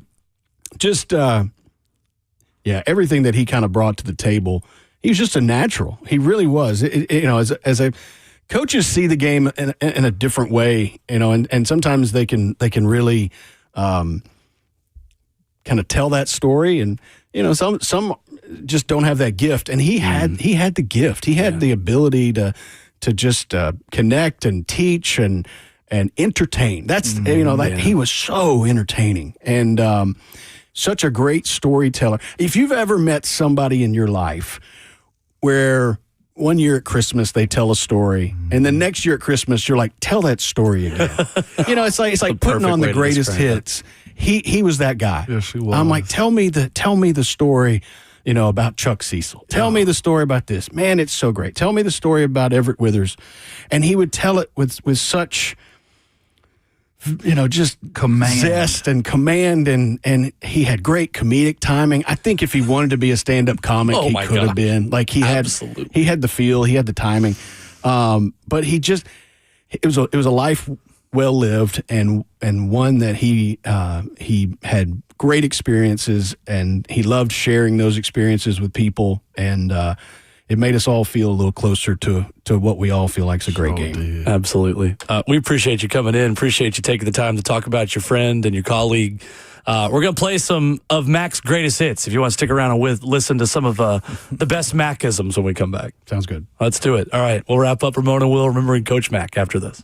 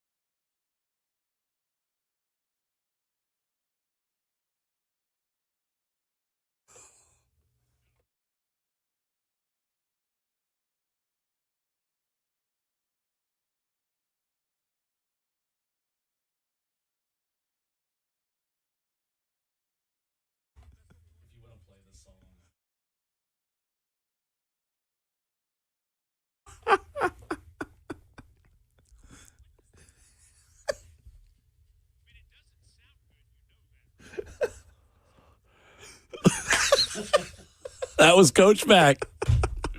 That was Coach Mack as he wrap up the show here on Ramon and Will. Brad Willis hanging out with us. You were in the booth for that moment. That was it's probably one of the ones where your eyebrows are raised a little bit. It was, yeah. There's a video version of that. You can see I'm just kind of like grinning from ear to ear. I'm like, this is, I'm in. Like, tell me what this is all about. They got a whole glossary of these. Never ending, man. It was just never ending. West Texas all the way. Justin's got another one. Here's another Coach Mackism for you on Titans Radio. Going to give it to Robinson, who's met the hole. Oh, my goodness. He got hammered by Al Shire after he got about 1.5 yards. That's a tater wagon shot right there by Al Shire. Oh, my goodness. Woo. Rattles your bones. Tater wagon shot. A tater wagon Here's shot. another one. Clown show from Coach Mack. Touchdown, Titans. There is Arthur Juan. Okay, there you go. First catch, 57 yards. And thank goodness I got that right.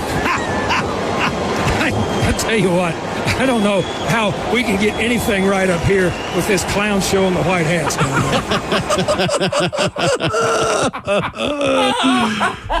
I guess it's probably Jerome Boger. He did live with the freedom of no longer being a head coach, where he really felt like he could tell you how he felt about the Exactly officials. what I was thinking, bro. Yes. And he would ask Mike, he's like, who is that line judge, number 48? What's his name? And I'm going to call him out by name. Give me that official's number and I'll say his name on the air. That was terrible. Thank you. At the 49. And Mike probably, of course, knows, he's from Charleston, South Carolina. He went to so-and-so college. I thought that was a tremendous play by him. What's that official's name? I'm guessing it was the side judge. Yes, it was. That would be Frank Sterator, his first year in the NFL. Yeah, nice job, Frank. Maybe it's your last. These things go on and on and on. Is great. That's how you do it, man. These are just some of the few that I found. Frank probably got calls from family after that game. Who's this Dave McGinnis, and what did you Is do that to the make him? same Sterator as well? It's Gene Sterator's brother? I think so. Yeah. That man knows ball. Of the officiating Sterators. Let's go to Frank, who's going to tell us this call. All right, one more call in here real quick. We got to get to Alvin in Nashville. What's up, Alvin? Morning, Alvin.